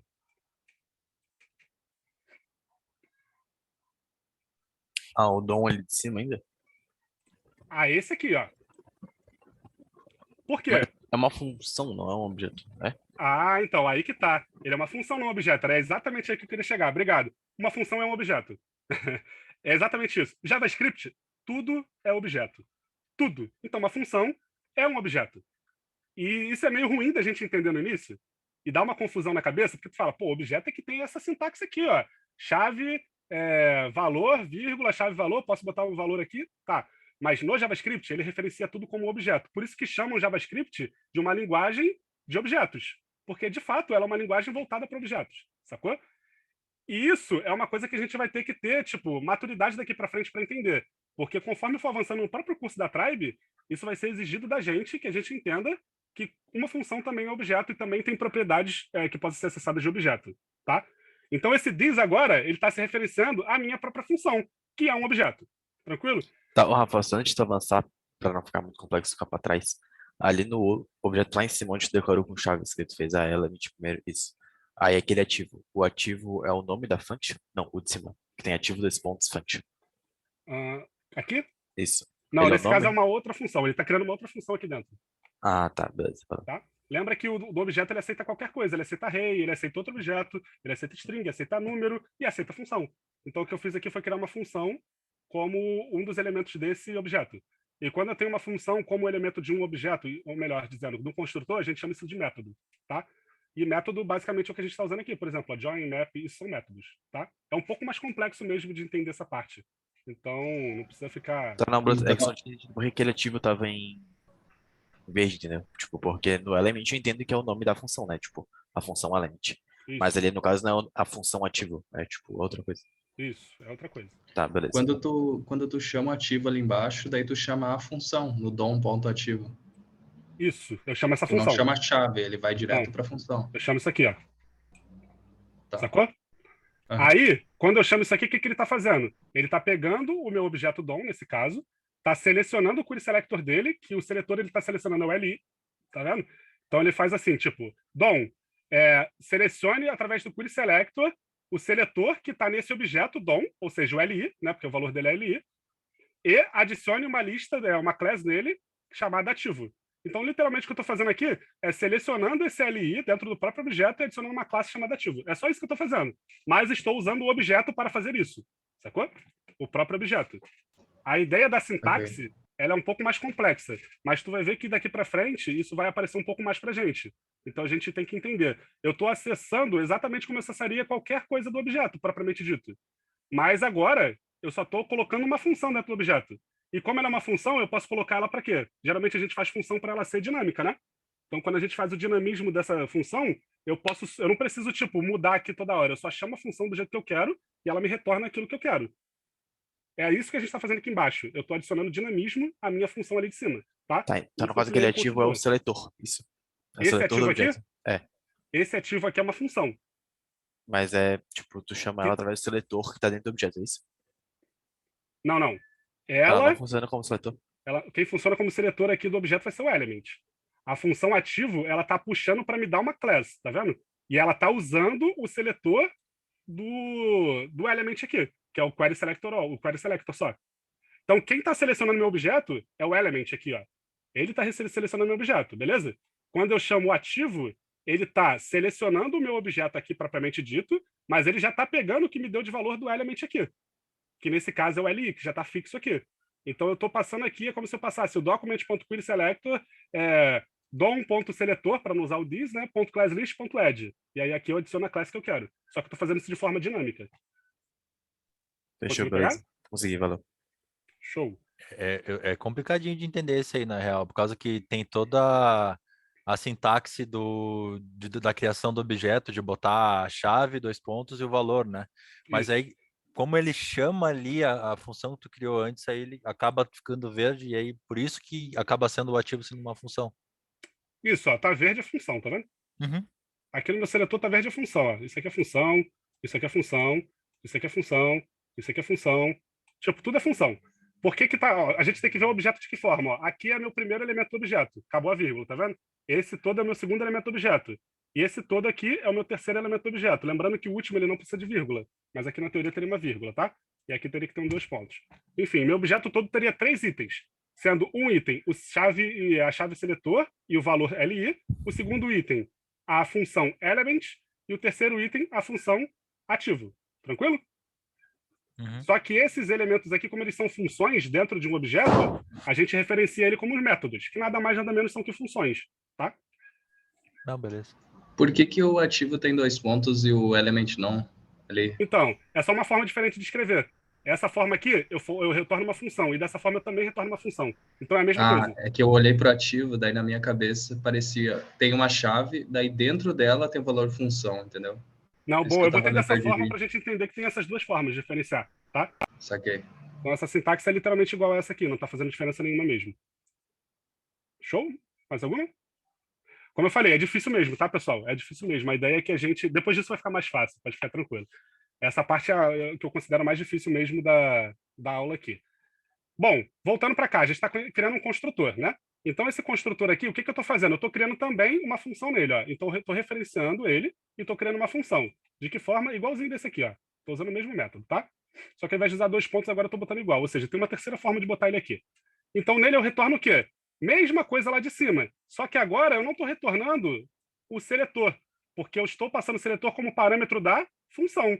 Ou seja, fica muito mais dinâmico, porque quando eu chamar a função, eu passo o parâmetro que eu quero, e aí eu posso escolher LI, posso escolher o L, posso escolher o que eu quiser. que ele vai passar direto e eu não vou ficar preso tendo que mudar o valor desse cara aqui, tá? Mesma coisa que eu fiz agora foi usar o ativar. Então eu fiz a mesma coisa aqui, ó. Usei o ativar e eu também passei, como ela é uma função, eu posso passar um parâmetro para ela, né? Então o parâmetro que eu passei para ela foi class. De novo, o class está substituindo quem aqui nesse caso? O ativo. Isso está tornando dinâmico também esse meu método. Então eu passo um método aqui, ó, criei esse método. Eu tenho que saber quem estou selecionando para adicionar class, né? Não faz sentido adicionar uma classe se eu não souber o elemento que eu estou selecionando. Então por isso que eu chamo aqui o element, porque é esse cara que está selecionando o meu elemento. Tranquilo? Aí eu faço a mesma coisa que eu fiz lá em cima. Ó, chamo classList, adiciono e adiciono quem? O meu parâmetro. Lembrando que o parâmetro de uma função serve para a gente conseguir fazer o quê? Dar dinamismo àquela função. Eu não preciso colocar uma coisa fixa e na hora da chamada da função eu coloco o valor que eu quero adicionar. Beleza? Aqui eu só fiz um plus. Eu quero também tirar a minha class. Então eu criei agora uma função chamada desativar, que também recebe o mesmo parâmetro, que é class, e agora eu só quero retirar. Então eu dou ponto remove aqui e retiro. Mas como é que isso está funcionando, né, propriamente dito? Antes a gente viu que quando eu acessava o ativo direto, sem botar nada, ele já adicionava o ativo ao LI. Por quê? Porque o meu LI estava fixo aqui e a minha classe ativo estava fixa aqui. Não é o caso agora do meu construtor. Então eu vou precisar criar um elemento primeiro, porque eu criei um construtor. Para criar um elemento, é uma outra parte da aula de hoje, a gente usa a palavra reservada chamada new. Quando a gente usa essa palavra reservada chamada new, quer dizer que eu estou criando um elemento através do construtor. E que construtor é esse? O DOM. Beleza? Então, esse DOM, lembra que ele tem o quê? Um parâmetro. Qual é o parâmetro dele? Seletor. E esse seletor nada mais nada menos é o que eu vou passar aqui no Query Selector. Quando eu passo LI aqui, esse seletor automaticamente é mudado para LI, então eu estou selecionando uma LI. Tá? Aí, quando eu boto li.ativar, lembrando que o LI já está guardado aqui, né? Então já guardei todo o seletor aqui bonitinho. Quando eu boto ativar, qual é a classe que eu quero botar nele? Ativo. Então eu passo o nome da classe aqui, que nesse caso é o próprio parâmetro que está aqui. Quando eu coloco desativar, a mesma coisa está acontecendo. Ó, o parâmetro está setado aqui, e eu passo o parâmetro e retiro a classe dali. É difícil? É difícil, mano. Não é fácil, não. Mas olha quanto é que fica mais fácil. Agora eu posso trabalhar com o L direto. Eu crio o segundo elemento, o L. Quando eu crio esse segundo elemento, o L, eu faço o quê? Chamo o construtor de novo e crio uma UL. Nesse caso aqui agora, por que essa sintaxe é melhor do que a primeira lá de cima? Vamos voltar lá? Porque quando eu troco para o L aqui no meu objeto, o que está acontecendo? Eu estou trocando o valor da minha chave, concorda? Se eu troco o valor da minha chave, eu estou tendo um objeto agora modificado. Eu não estou tendo um objeto que era igual. Nesse caso aqui não, ó. Eu criei dois objetos diferentes, ó. Eu criei dois elementos diferentes nesse caso. Eu criei o primeiro aqui, que é o LI, e o segundo, que é o L. E eu também posso ativar a minha UL, posso desativar, posso botar aqui, na verdade, uma section, posso botar o que eu quiser. A partir de agora ele já está selecionado. E para a gente entender que funcionam também pseudoclasses, eu fiz aqui uma last LI, que agora eu utilizo a mesma sintaxe, só que eu pego quem? O último filho da minha LI. Tá? Então, sei lá quem era o último filho da minha LI, eu só construí esse cara aqui. Aí eu coloco ativo, que, sei lá, mudo o background dele para cinza. Depois eu desativo e tiro o background dele. Conclusão disso aqui tudo. Eu consigo usar seletores de DOM e de CSS dentro de construtores, dentro de objetos, dentro de qualquer coisa. E essa aqui, não sei se vocês perceberam, é uma forma da gente conseguir iterar um objeto. Porque o objeto por si só, o objeto mesmo, né? Quando a gente fala objeto na sintaxe dessa aqui, ele não é iterável. Se eu tentar passar um for aqui, tentar passar algum método de loop, ele vai dizer que não é iterável. Só que, se eu conseguir acessar esse elemento e conseguir que eu pegue exatamente o valor que eu tenho no seletor e jogar isso dentro do meu objeto para saber onde eu estou pegando as coisas, eu consigo fazer uma iteração dentro do objeto de forma indireta. Isso daí é muito mais blow mind, tá? Não espero que vocês entendam exatamente isso. Mas se você, por exemplo, tiver guardado vários valores dentro de um objeto e você quer pegar aquele par chave valor, só que você não sabe exatamente quem tu está pegando, tu pode utilizar o parâmetro que você usou aqui. Esse cara aqui geralmente é uma string ou um array. Você pode iterar ele e passar como parâmetro dentro do teu objeto. E aí esse cara aqui, por exemplo, o seletor, o que ele está recebendo? Não é o LI string? O LI string ele é o que dentro desse objeto? É o seletor. Então eu consigo, por exemplo, usar isso para pegar as coisas dentro do meu próprio objeto. Tá? É confuso, é difícil mesmo, mas a ideia é que a gente vá um pouco além. Foi o que eu falei. Tipo, a ideia aqui é entender mais ou menos o contexto e depois a gente pegar por fora para poder aprofundar um pouco mais. Alguma dúvida em relação a isso? O Marcos Todas, mandou né? no chat se o DOM está substituindo um create element. Não, não. Nesse caso, não. Tem uma diferença entre um e outro aí, tá? Mas eu acho que ele já entendeu já, né? Beleza. Outra dúvida, pessoal? Aqui vai ficar mais tranquilo, tá? Pode ficar tranquilo, vai ficar mais tranquilo. Ainda tem uma outra parada que vai ajudar muito vocês, mas vai ficar mais tranquilo.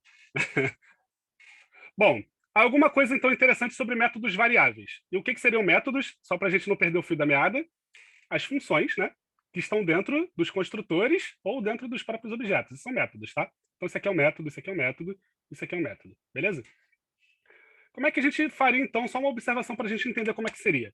Por exemplo, se eu tenho uma string chamada uma coisa de cada vez, o que eu consigo fazer com essa string? Eu consigo fazer algumas paradas com essa string, né?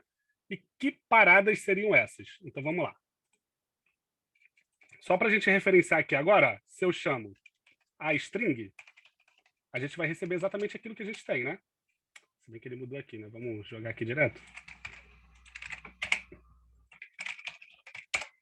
Pronto, ele está me dando minha string, uma coisa de cada vez. E se eu quisesse passar um spread nele, que é aquele cara que eu falei que clona, né? Um spread na string, o que me retornaria? O que vocês acham que esse spread retornaria aqui? Lembra que ele é um método de loop e ele transforma num array. Vai retornar o array com um elemento? Que vai ser string elemento? inteira? É, eu tô entre um elemento ou, tipo, todos separados. Todos Mas vai ser um elemento separados. só. Vai ser separado. Pode Por crer. que é todos separados? Porque ele é um método de loop. Então ele vai pegando um por um e separando. Sacou? Boto Ele é um fé. método de loop. Beleza. Agora, se eu pegasse esse mesmo cara e jogasse dentro do construtor array, que já vem dentro do próprio JavaScript, tá? Então eu jogo dentro do construtor array. O que ele me dá? Aí sim ele me dá um array de um elemento, que é o próprio string. Maneiro. E se eu pego agora e utilizo o método array, ou utilizo o construtor array com o método from, o que ele vai me dar? A mesma coisa que me deu o spread. Um array com todos os elementos separados. Caraca, maneiro. E se eu usar agora o split? Então eu chamo esse cara, uso o split e boto só espaço. O que ele vai me dar? Pegar as palavras, uma de cada, e colocar dentro do array. Olha que coisa maneira. Eu consegui pegar de várias maneiras diferentes a mesma string e selecionar elas de uma maneira que eu queria. Tudo usando método, tá? Então esse é o poder do método. Eu não preciso passar for, eu não preciso passar um if, eu tenho um método que faz alguma coisa já específica. Então eu pego aquele método, aplico aquele método e tenho o retorno esperado. Não sei qual é o retorno dele. Console aqui, ó, vem para o console do próprio navegador. Olha aqui, ele já te dá tudo, ele diz o que retorna, como retorna, de que forma. Então não precisa ficar se matando, o console é teu melhor amigo. Cara, brinca no console, eu vou te dizer, é a melhor experiência que tu vai ter na tua vida, assim, programando em JavaScript. Brinca no console. Vem aqui e fala, opa, esse cara é array. Se ele é array, ele tem um método map? Não sei, vamos olhar. Opa, tem um método map aqui, então eu posso passar um map nesse cara aqui. E posso substituir tudo que é palavra, sei lá, coisa, por Lucas. Posso fazer. O map dele substitui, né?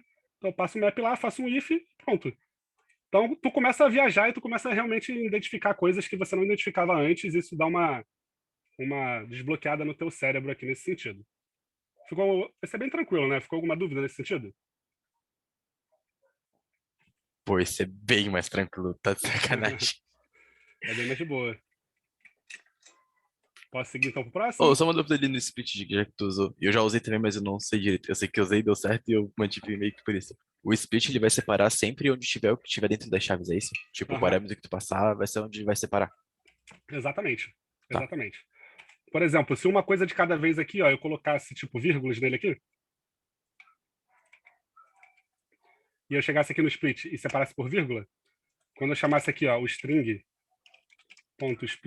eu teria fazer a mesma coisa, né? Não sei porque eu botei ali, mas tudo bem. Passasse por vírgula, é porque agora ele não está referenciado mais aqui, né? Peraí. Pronto. Agora sim. Aí ele me retornaria, ó, a mesma coisa, que eu separei pelas vírgulas. Ou seja, o que ele faz é eliminar aquilo que tu colocou dentro dele e separar dentro de arrays. Dentro de índices no array. Pode crer. Uma vez que quebrou na cabeça que eu queria separar as palavras, eu não botei o espaço. Aí ele separava tudo e eu não entendi o porquê. Fiquei bem louco. Vamos seguir então?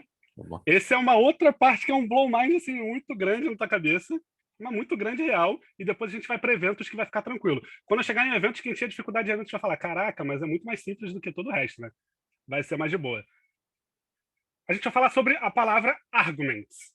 E o que porcaria é a palavra arguments? Eu vou pegar exatamente a definição que o MDN dá pra gente. Ó. Então, o que o MDN define como arguments pra gente? Você pode usar o objeto arguments, então ele já me disse que ele é um objeto, beleza? se você chamar uma função com mais argumentos do que ela é formalmente declarada para aceitar. Opa, aqui já tem uma parada interessante. Vamos voltar uma função aqui, ó. Essa minha função aqui de construtor, quantos argumentos tem nela aqui? 1. Então, se eu tentar passar mais de um argumento nele, vai dar problema? Não, ele só vai ignorar os outros argumentos que eu vou passar depois. Não vai fazer diferença. Não está previsto na função. A palavra arguments, ela tem a capacidade de fazer com que você, literalmente, coloque quantos argumentos você quiser dentro da tua função. Sacou? Então, se uma função está programada para não receber parâmetro, ou está programada para receber 2, se eu usar o arguments, na verdade, eu posso botar 200 mil parâmetros que ele vai receber os 200 mil. E vai fazer o que você botou na função para fazer. Vai ficar mais claro quando a gente aplicar daqui a pouco, tá? Então, essa técnica é útil para funções que podem ser passadas em um número de variáveis de argumentos. Eu não sei quantos argumentos vai ter aquela função. Então, não faz sentido eu botar um número fixo de argumentos. Eu não sei quanto tem, né? Então, você pode usar o arguments.length para determinar o número de argumentos passado para a função. É literalmente para ver quantos argumentos foram passados, né? E então processar cada argumento utilizando o objeto arguments. Mas o que porcaria isso quer dizer? Não entende nada e tal. Vamos para a prática. Vamos lá. Desbloquear a função aqui, ó. Uf. Então aqui a gente tem uma função utilizando uma coisa que a gente já viu e outra coisa que a gente ainda não viu, beleza? Então dentro dessa função aqui, ó, sum, ou seja, já está deixando claro que é uma função que eu quero fazer uma soma, beleza? Então aqui, ó, eu simplesmente pego e boto um console.log no arguments aqui para ver o que ele me retorna. Vamos ver o que ele me retorna? Vou botar um spread nele aqui, ó. E aí ele diz para mim aqui que ele não está definido. Beleza, se ele não está definido porque eu não joguei ele dentro do contexto da função. Realmente ele não vai estar definido. Então vamos seguindo aqui, ó. O que eu quero retornar? Eu quero pegar esse objeto que ele era, e aí tu fala para mim, pô, cara, peraí, tu acabou de falar para mim que objeto não é iterável. Se um objeto não é iterável, não tem como usar um spread nele. É verdade. Só que o arguments, ele é um objeto que não é um objeto. Assim como a node list é um array que não é um array. Assim como o HTML é um array que também não é um array, sacou? Eles são chamados de array-like. Eles são parecidos com um array, mas não são iguais a array. Como a gente chega à conclusão de que não são iguais? Pelos métodos lá no prototype que podem ser acessados, tá? Tu vê que os métodos de array são muito maiores do que os métodos que você tem para HTML Collection e para Node List. A mesma coisa funciona aqui para o Arguments, tá? De uma forma fácil da gente entender. Não é bem isso, não. Mas para a gente entender fácil, seria isso. Então eu consigo, sim, fazer um spread nele. Como eu estou fazendo um spread, eu estou fazendo o quê? Um clone desse cara e estou transformando em array. Por quê? Porque eu estou passando entre colchetes. Se eu estivesse passando entre chaves aqui, isso vai tornar as coisas um pouco mais interessantes, eu estaria fazendo um clone dele também. Mas em que situação? Qual elemento ele seria, ao invés de um array? Uma função? Objeto. Objeto. Lembra que a sintaxe do objeto é sempre aquela que tem as chaves, né? Então, se eu passo chaves aqui, eu estou criando um objeto. Beleza? E é um clone. Lembra que ele é um método de clone. Se ele é um método de clone, automaticamente eu não estou mudando o meu objeto original, tá? Ou o meu array original, qualquer coisa que seja. Eu estou clonando e dentro do clone que eu estou fazendo essas modificações. Aí aqui eu estou usando um outro método, que é o reduce. O que o método reduce faz? Ele passa aqui 2 parâmetros. O primeiro parâmetro é como se fosse o contador. É aquele cara que vai receber o que você está fazendo. Então, ó, nesse caso aqui, tá vendo que eu passei um zerozinho aqui depois?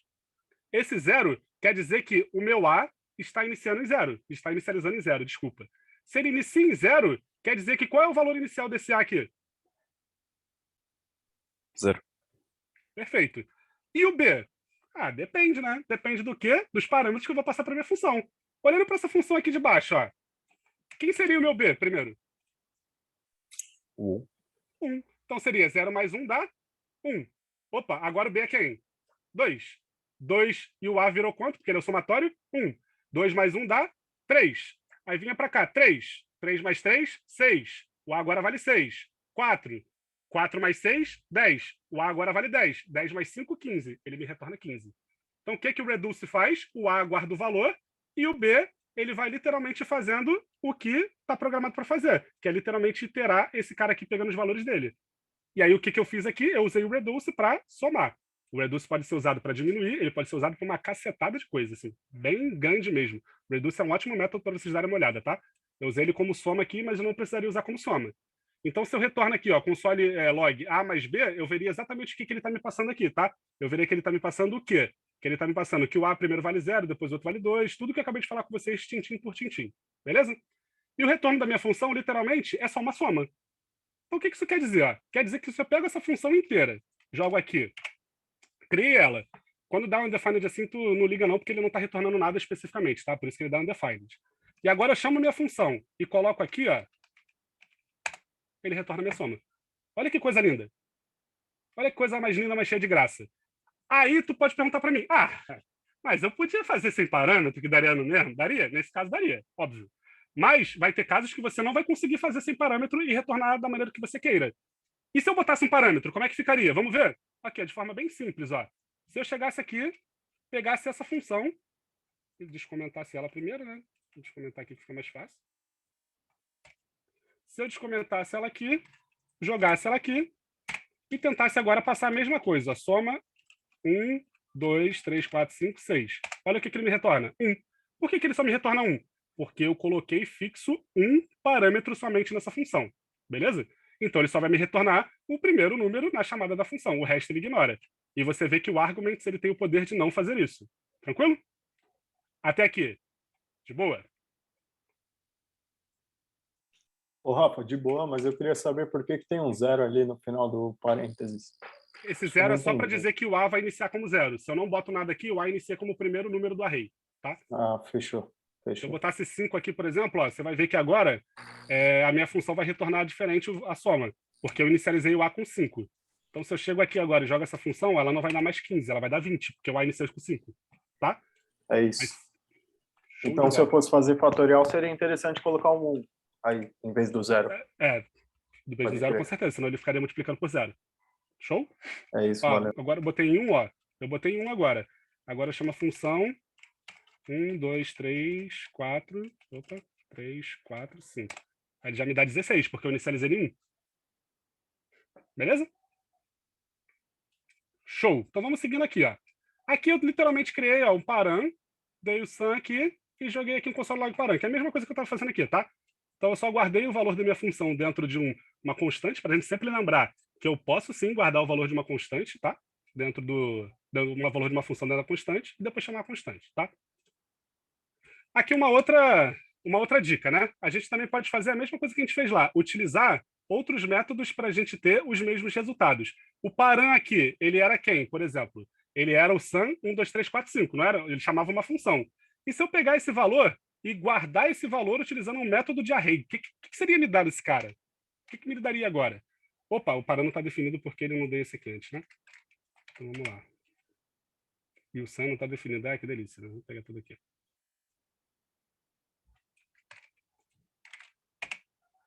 Vou ter que fazer um por um. Que delícia. Mas, enfim. A grande parada toda aqui é... Vamos pegar aqui, vamos fazer aqui. Pronto, agora acho que vai.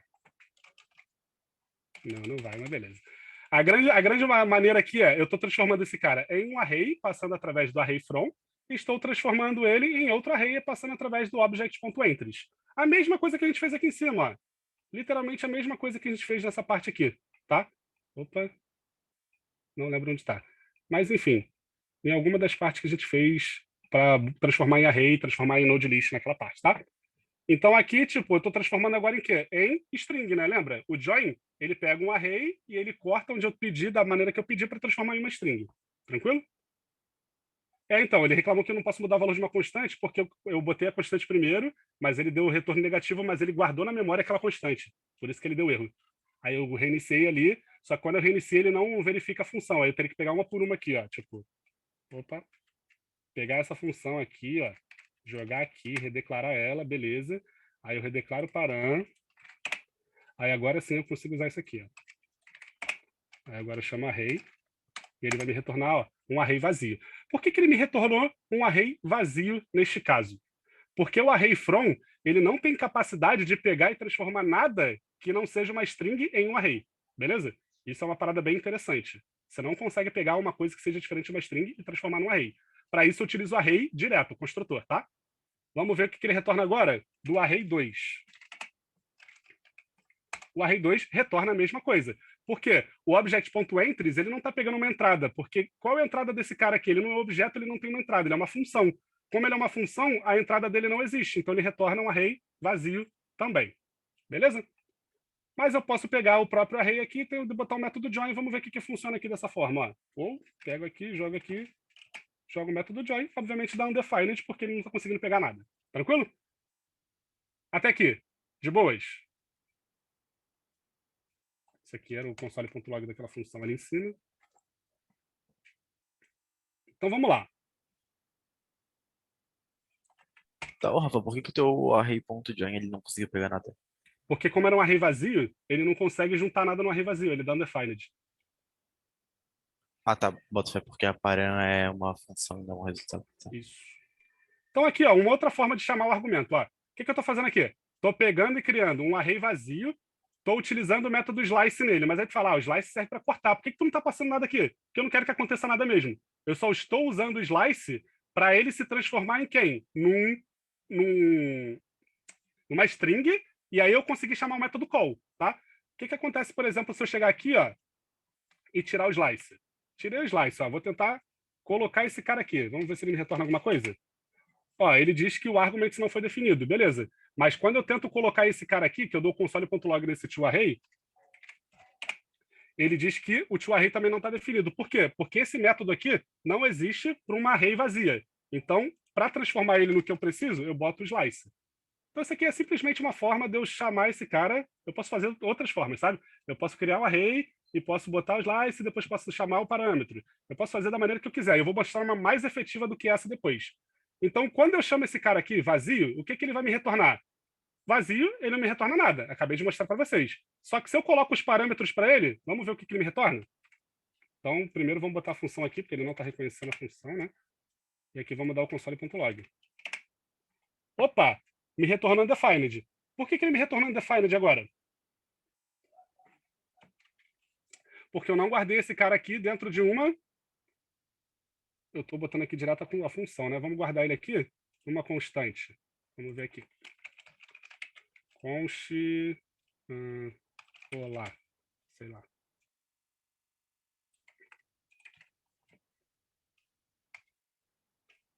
Não é possível declarar novamente a variável... Desculpa. Ah, já tem o olá aqui, olha. Olá. Então, beleza. Então, vamos pegar aqui a mesma função. Vamos jogar aqui. Agora vamos jogar esse cara aqui. E vamos ver. Ele retornou a mesma coisa, retornando undefined. Por que ele retornou undefined?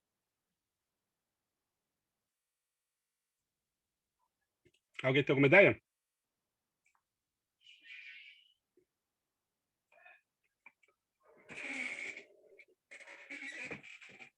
Era esse construtor que só podia transformar string em array? Ou era outro? Não, era outro. Ah, tá, então...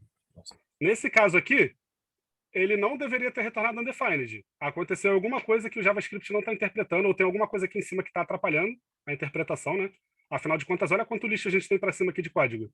Então pode ser que alguma coisa aqui esteja atrapalhando. Ele deveria retornar exatamente o quê? Como ele é um argumento de um parâmetro, ele deveria retornar isso daqui dentro de um array. Tranquilo?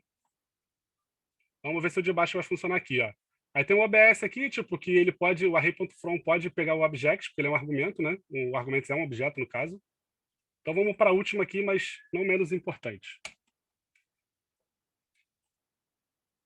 Beleza. Aí eu botei aqui, ó, classification é igual a chamei aquela função e botei, olá, como vocês estão? Se eu chegar aqui e chamar o classification, é bem provável que ele vai dar erro também, né? Tá, beleza, esse JavaScript aqui hoje, né? Então vamos lá, vou pegar de novo aqui a minha função, vou copiar ela, botar aqui, vou jogar esse cara aqui, guardei aqui, e agora eu vou chamar o classification. Olha o que me retornou. Agora ele me retornou um array dentro das minhas strings. Então o que está acontecendo?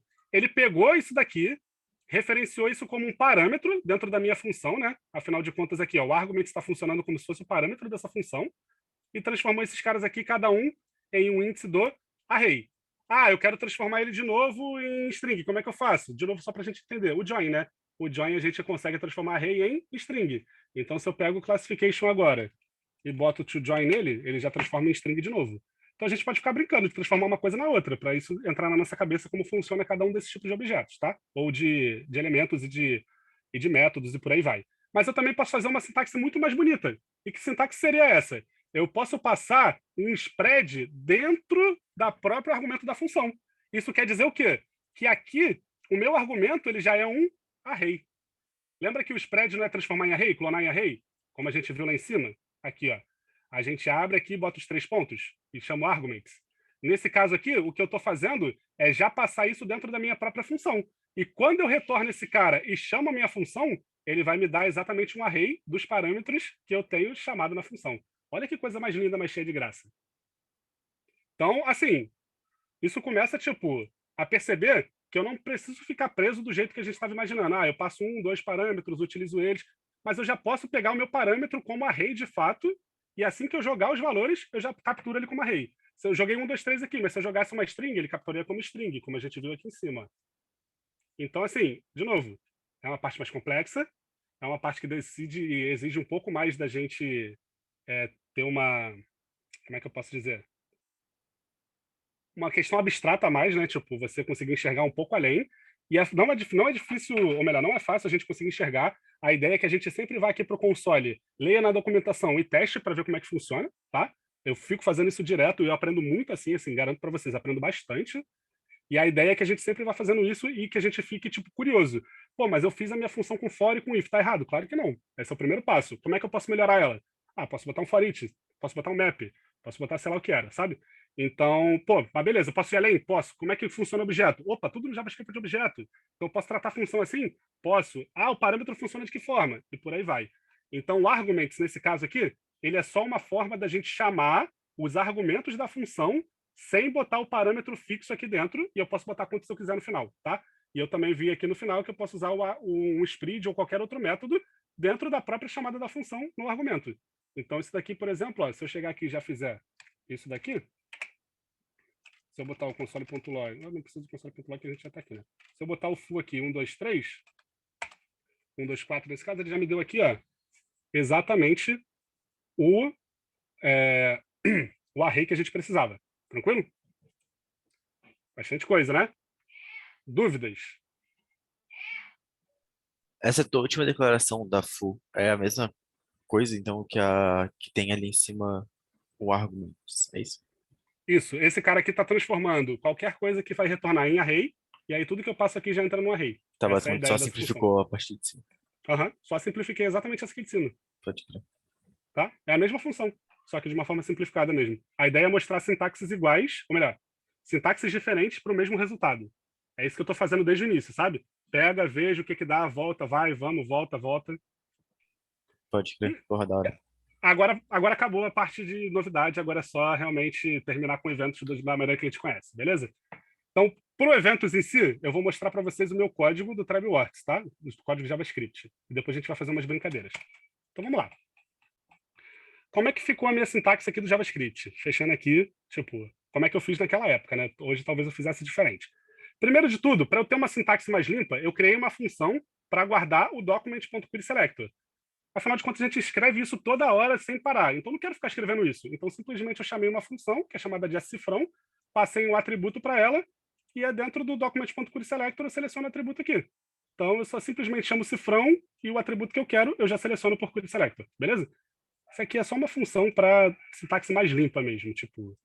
E aqui o querySelector all são 2 cifrões. Show?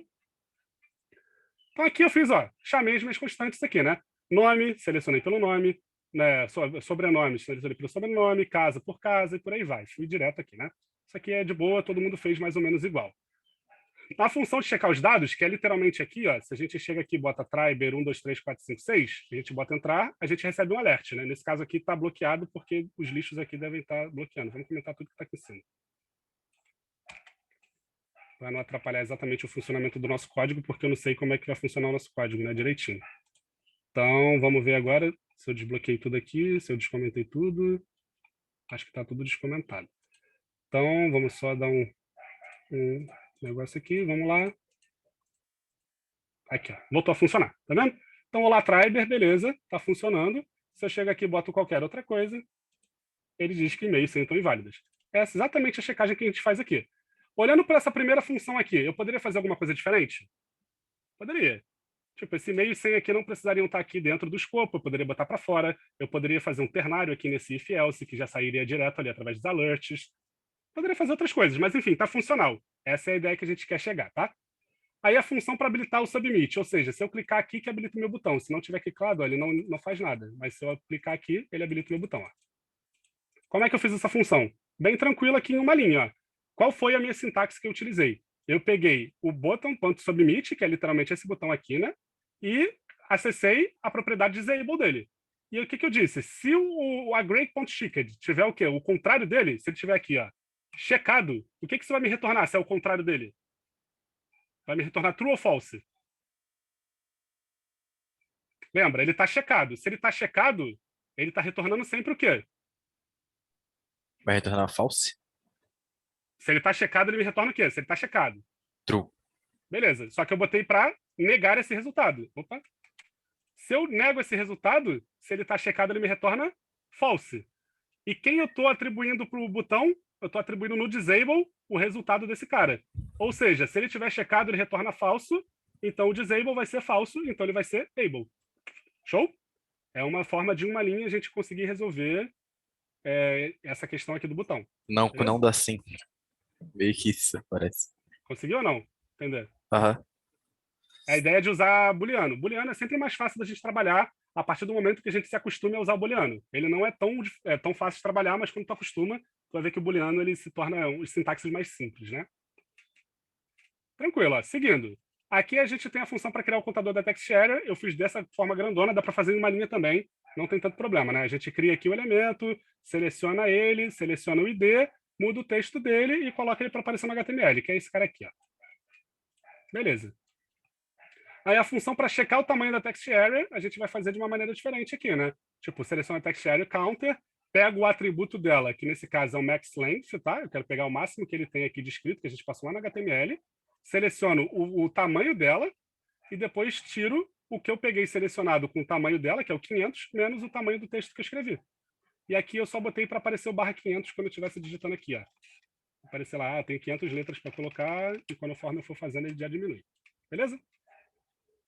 Aí aqui que está o pulo do gato, né? Que é a função para captar as escolhas do usuário, que é esse cara aqui, o que ele está escolhendo, como é que ele vai retornar para a gente e tudo mais. Tipo, como é que ele retorna esse cara aí, como é que ele está funcionando. Aqui tem que ser um endereço de e-mail, né? Aqui, beleza. Ó. Tá me retornando nada por enquanto, que tem alguma coisa ali que está bloqueando o fluxo, não tem problema. Mas o que está acontecendo? Aqui a gente já utiliza aquele seletor de CSS, desculpa, que a gente discutiu lá no início da aula. Então a gente pega aqui o seletor daquela forma, eu não preciso passar o quê? Um for nele. Show. Pego aqui através do subject, que foi o que o pessoal falou mais lá em cima, né? Foi exatamente o que eu fiz no meu próprio projeto. Ó. Peguei pelo subject e botei o checked aqui. Aqui eu já peguei pelo rate e aqui eu peguei o próprio form data, que é o que eu preciso, que é o novo form para substituir esse form antigo aqui, tá? Então, o que a gente tem que fazer? Primeiro eu tenho que dar display none nesse primeiro form aqui. Então a gente deu display none para desaparecer assim que eu enviar os dados. Depois eu eu dei um toggle para dar o display, ou seja, enquanto esse cara aqui está ativo, esse meu form data está desativo. Então, quando eu dou o toggle, quer dizer que quando eu clico aqui, eu pego o display e adiciono ele no meu form data e ele vai passar a aparecer, beleza? Antes não estava assim a sintaxe. Foi só porque eu quis colocar para ele receber a mesma herança aqui, que é a mesma quantidade de tamanho, de cor e das coisas do meu form antigo. E aqui a gente só fez a template string. E a template string é bom da gente lembrar que ela, se você der uma vírgula, se você der um enter, ela vai pegar exatamente como você fez, tá? Então, se eu der um enter aqui, desse cara para esse cara aqui vai aparecer embaixo desse, da maneira com que está aparecendo para a gente no JavaScript. Aqui aquela função que a gente já discutiu, né? Que é o spread, o map, e depois faz um join. Nada aqui de diferente. Aqui que vem a parte que a gente quer discutir, né? Que são os eventos. Particularmente, eu sempre faço uma função que é uma função para escutar eventos. Para mim fica mais fácil de me achar, fica mais organizado o meu código. Então, como é que está funcionando aqui? Eu tenho basicamente 4 eventos, né? O evento no botão do formulário, que é esse cara aqui, que é para checar os dados, que é aquele do Triber 100, 1, 2, 3, 4. Eu tenho o evento de agree, que é nesse checkbox aqui, né? Que ele tem o evento de change, ou seja, quando eu clico nesse cara, ele recebe o change, e ele chama a minha função enable submit, que é aquela que a gente fez a checagem. Tem o do text area, que tem o input aqui, que é para literalmente receber quanto ele tem escrito e quanto ele está voltando. O input já checa isso para a gente automaticamente. E o form user, que é aqui o botão de submit, né? Que a gente faz. O que eu faço no submit é sempre dar o prevent default, para ele não enviar os dados que eles querem, né? Ou seja, eu não quero que ele comporte dessa forma. Então eu previno o comportamento dele e depois eu digo como ele tem que se comportar, que é exatamente essa parte aqui, tá? Então ele não vai enviar, mas sim trocar e fazer exatamente o que eu botei embaixo aqui no escopo dele. Lembra que o JavaScript, o CSS e o HTML, eles leem os documentos em forma de cascata. O que isso quer dizer? Eles leem de cima para baixo. Então, quanto mais embaixo tiver, é aquilo que vai ser executado depois. Show? Pode ser usado sim, Felipe. É uma questão de jQuery também. Eu não usei o jQuery propriamente dito, mas fica bem parecido com a sintaxe do jQuery, tá? Agora que eu vi a tua pergunta ali no chat. Então, beleza. O que a gente pode fazer para adicionar novos eventos? O que a gente vai fazer para adicionar novos eventos? Como é que a gente vai fazer essa parada? Então, aqui eu já adicionei uns eventos para a gente ficar mais tranquilo nesse sentido, tá? Então, só ver como é que vai funcionar e como a gente adiciona esses novos eventos dentro dele. Então, beleza. Ó. De novo, criei uma função chamada novos eventos, tá? E aí eu adicionei algumas coisas. Primeiro, eu selecionei meu botão, que é para adicionar uma paradinha no botão, e selecionei o footer, que é para adicionar também uma paradinha no footer. O primeiro evento que eu fiz foi, no botão, quando eu clico nele, eu tenho uma mudança no meu texto para clicamos mané. O que isso quer dizer? Vamos abrir aqui, expandir um pouco. Quando eu clico nesse botão aqui, o texto dele vai mudar para clicamos mané. Vamos ver? Mudou. Clicamos aqui, né? Que tá agora mané. Ele mudou para os dois, ó. É que tá indo rápido, tá vendo? Ele atualiza, ó. Se você olhar... Opa, aqui já é outro evento, ignora esse. É que tá sobrescrevendo ele, ó. Clicamos mané, viu? Então tá funcional esse primeiro evento.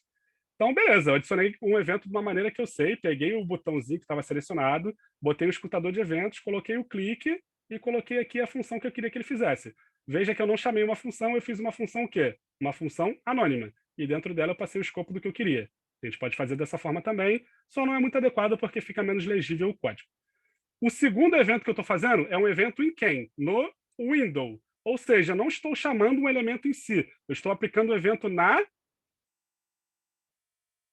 janela. Qual é esse tipo de evento? É o mouse down. O que o mouse down faz? Ele literalmente faz com que, quando eu aperto o botão do meu mouse, ele aconteça alguma coisa. E o que é essa coisa que está acontecendo e onde está acontecendo? E aqui tem uma coisinha nova. Bem tranquila da gente entender. Tá vendo que eu estou passando entre chaves aqui, estou passando target? Por que eu estou passando target aqui direto? Porque se eu passo aqui o e.target, que nem a gente está acostumado aqui, tipo, geralmente botaria o e, né? Simplesmente o que eu fiz foi desestruturar o E. Eu peguei o E, ele é um objeto, e eu desestruturei ele. Quando a gente desestrutura um objeto, eu estou conseguindo pegar exatamente o que eu quero dele, que é esse valor aqui, que é esse método, tá? No caso, é uma propriedade. Estou pegando essa propriedade direto, mas isso aqui seria a mesma coisa que eu chegar e colocar aqui o E e botar aqui o E.target. Eu só pulei essa etapa. Então, quando a gente faz a desestruturação, a gente pula essa etapa. Agora, onde é que a gente viu isso sem saber mesmo ainda? No testes unitários. Está lá, na sintaxe de testes unitários, quando você chama os testes, você acaba fazendo desestruturação e você às vezes nem entende por que está fazendo aquilo lá. Então você está criando várias constantes com uma constante só. Isso é meio blow mind para tu entender também. Depois eu respondo para tu, Felipe. Pode deixar, Luiz. Então o que eu estou fazendo? Eu estou selecionando um alvo que eu estou clicando e estou mudando o texto dele para clicamos aqui. E além disso, eu estou mudando a opacidade dele para 0.4. Então vamos testar? Qualquer lugar que eu clicar... Opa, já me deu um spoiler ali que eu não queria. Qualquer lugar que eu clicar, a gente vai clicar para mudanças aqui, ó. Cliquei, clicamos aqui, tá vendo? E a opacidade dele, ó, olha como é que ficou, a cor dele ficou meio estranha, meio fraca. É porque eu botei o opacity 0.4, tá? Agora, olhando o evento ali de baixo, o que a gente tem aqui, ó? Eu tenho o mesmo evento, tá vendo? Só que agora é mouse up. O que isso quer dizer? Quando eu solto o botão do meu mouse, eu tenho a mudança de cor para um background azul. Então, voltando para cá agora, quando eu solto, ó, o background dele está azul. Então, eu clico aqui, ó, fica daquela forma, eu solto azul. Clico aqui, fica daquela forma, solto azul. Clico, solto azul. Clico, solto azul. E por aí vai. Beleza? É um evento que eu adicionei e está funcionando. Beleza?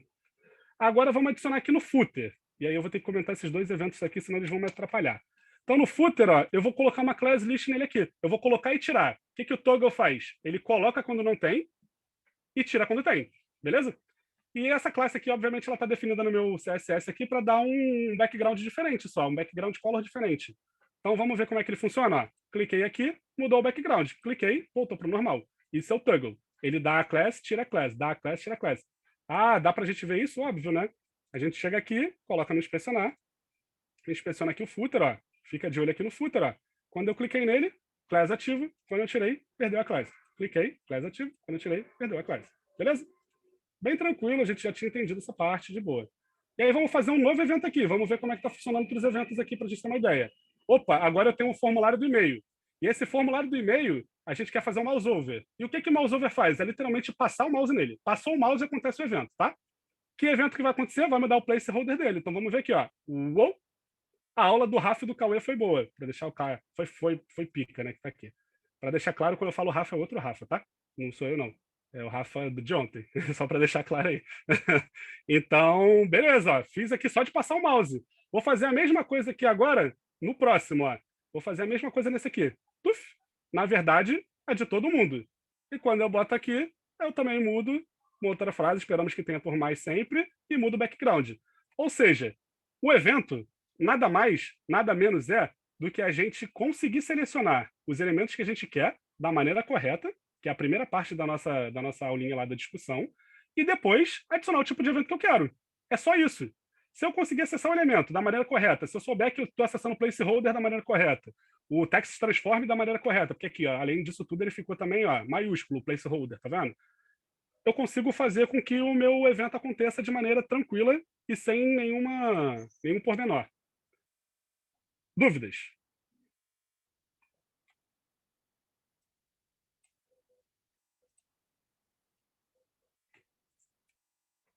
Sem dúvidas? Oh, perfeito, hein? Então, gente, foi só isso tudo por hoje. Foi só literalmente isso tudo. Eu sei que foi bastante coisa. Eu vi que diminuiu para metade a quantidade de participantes nesse meio tempo aí. Tinham 40 e pouco, foi para 20. Eu imagino que seja realmente complicado para você ficar escutando quando você não, às vezes, não entende exatamente tudo. Só que foi como eu falei desde o início lá da aula. A ideia era que vocês realmente não entendessem tudo e tivessem gana para buscar por fora o conhecimento e aprender as coisas além do que a Tribe te dá. Muitas coisas que a gente falou aqui, eu nem sei se a Tribe vai dar pra gente. Nem sei. Talvez já dê no back-end, talvez dê no front-end. Não sei. Mas vocês veem que são conhecimentos que a gente pode somar e utilizar também para facilitar a nossa vida, desde que a gente entenda como a gente está acessando, de que forma a gente está usando e que propriedades a gente pode usar dentro de cada um deles. E, de novo, para reforçar, como eu sei o que eu posso usar dentro de cada, vem aqui no console, chama aquele cara e verifica o prototype dele. O prototype é o que ele recebe por herança. Se ele tiver herança direta, você consegue ver exatamente o que ele vai ter. Ah, o array, ele recebe herança de array, então ele pode usar map? Pode. Pode usar filter? Pode. Ah, ele é um objeto, eu posso usar os métodos de array no objeto? Não. Tanto que o objeto não é iterável. E por aí vai. Então é exatamente o que o Lucas falou. A gente fica, tipo, a gente abre o console, nós três lá, às vezes quatro, e fica mexendo no console, cara. E aí, vamos transformar nisso? Cara, que se a gente acessar dessa forma, se a gente construir um construtor, e se a gente fizer uma classe, e se a gente fizer não sei o quê, e a ideia vai rolando e a gente vai sempre, tipo, uma etapa para cima, outra para baixo, tentando desmistificar, não entendeu, vai na documentação ler, e a gente fica nessa.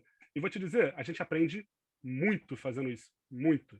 Então a ideia mais dessa aula era para a gente realmente não entender, tipo, a gente vê que frustração existe, mas que a gente tem outras soluções. Tanto procurar alguém quando a gente está em dúvida, tanto quanto, tipo, ir mexendo no console e verificando o que te retorna. E a ideia é exatamente quando você virar a chavinha na tua cabeça, as coisas vão parecer muito mais simples do que elas realmente são no início quando a gente está aprendendo, tá? Então não fiquem frustrados caso não tenham entendido exatamente tudo que eu falei nessa aula. A ideia era mesmo provocar vocês ao ponto de vocês conseguirem pesquisar sozinhos e tentando fazer.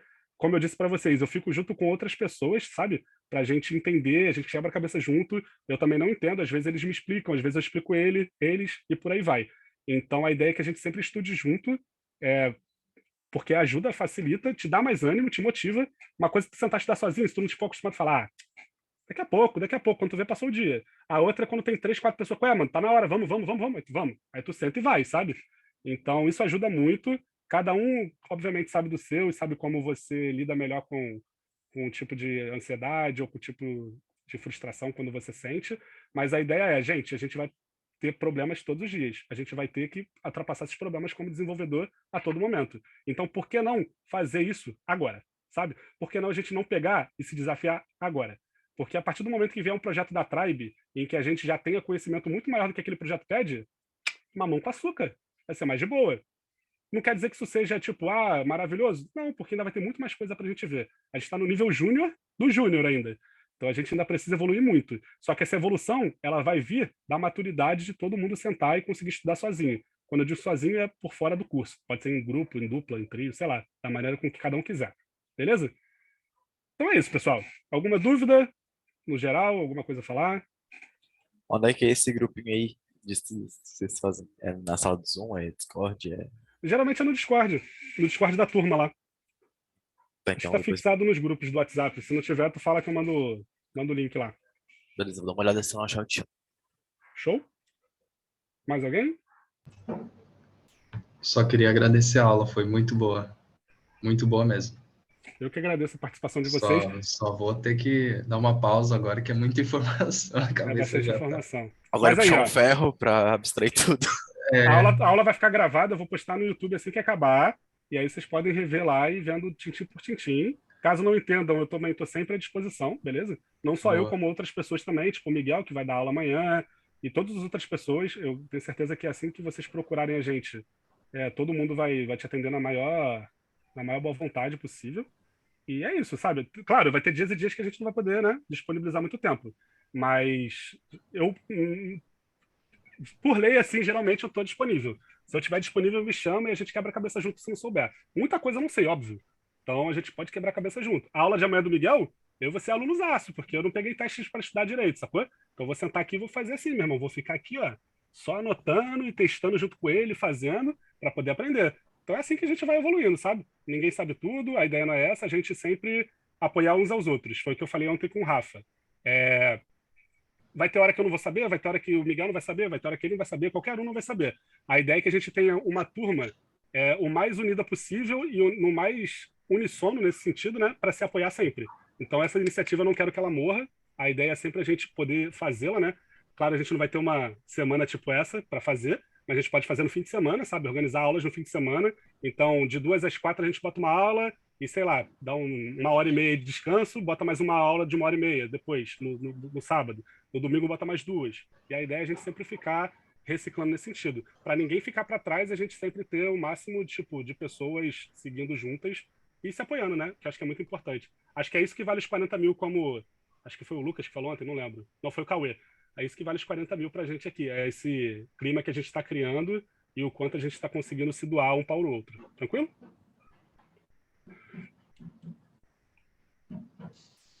Ô, Rafa. Pode falar. Beleza, deixa eu ver.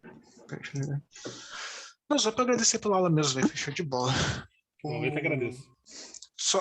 Quando eu perguntei a questão de jQuery, só para complementar, é porque, tipo, eu não parei para ver exatamente o que é. Ela é um framework de algum tipo, assim, porque vários exercícios que eu pesquiso no Stack Overflow, o pessoal fala, como eu consigo resolver isso com JavaScript ou com jQuery? E o jQuery eu sempre vejo que parece que é uma sintaxe mais encurtada, mais simples, assim. Aí, tipo, é um framework ou é só uma sintaxe diferente? É um framework. jQuery é um framework. Quando você utiliza o jQuery, se eu não me engano, você tem que baixar ele. Eu não sei se tem outras formas, tipo o Bootstrap. Mas você tem que baixar ele. Então você baixa uma biblioteca com milhares de códigos, às vezes para usar 3 linhas, sacou? Mas é assim que funciona. Então o jQuery ele tem tipo soluções. Lembra quando o Kaique falou, ou o Zezé também deve ter falado que você pode usar aqueles slides que tu passa para o lado e passa tipo Netflix, que tu vai passando uma coisa para o lado. Tu pode usar jQuery para isso. Tem uma função específica do jQuery que você consegue fazer isso sem você programar nada. Então você só chama ela e acabou, tá ligado? Tá tudo lá. Ele faz para tu automaticamente o slide bar. E essa é a facilidade do framework, né? É a gente não precisar fazer muita coisa que já tá feita. Eu vi essa questão de slide no Bootstrap, só que no Bootstrap eu tinha que criar um monte de linha no HTML. E botar nas classes. Mas show de bola.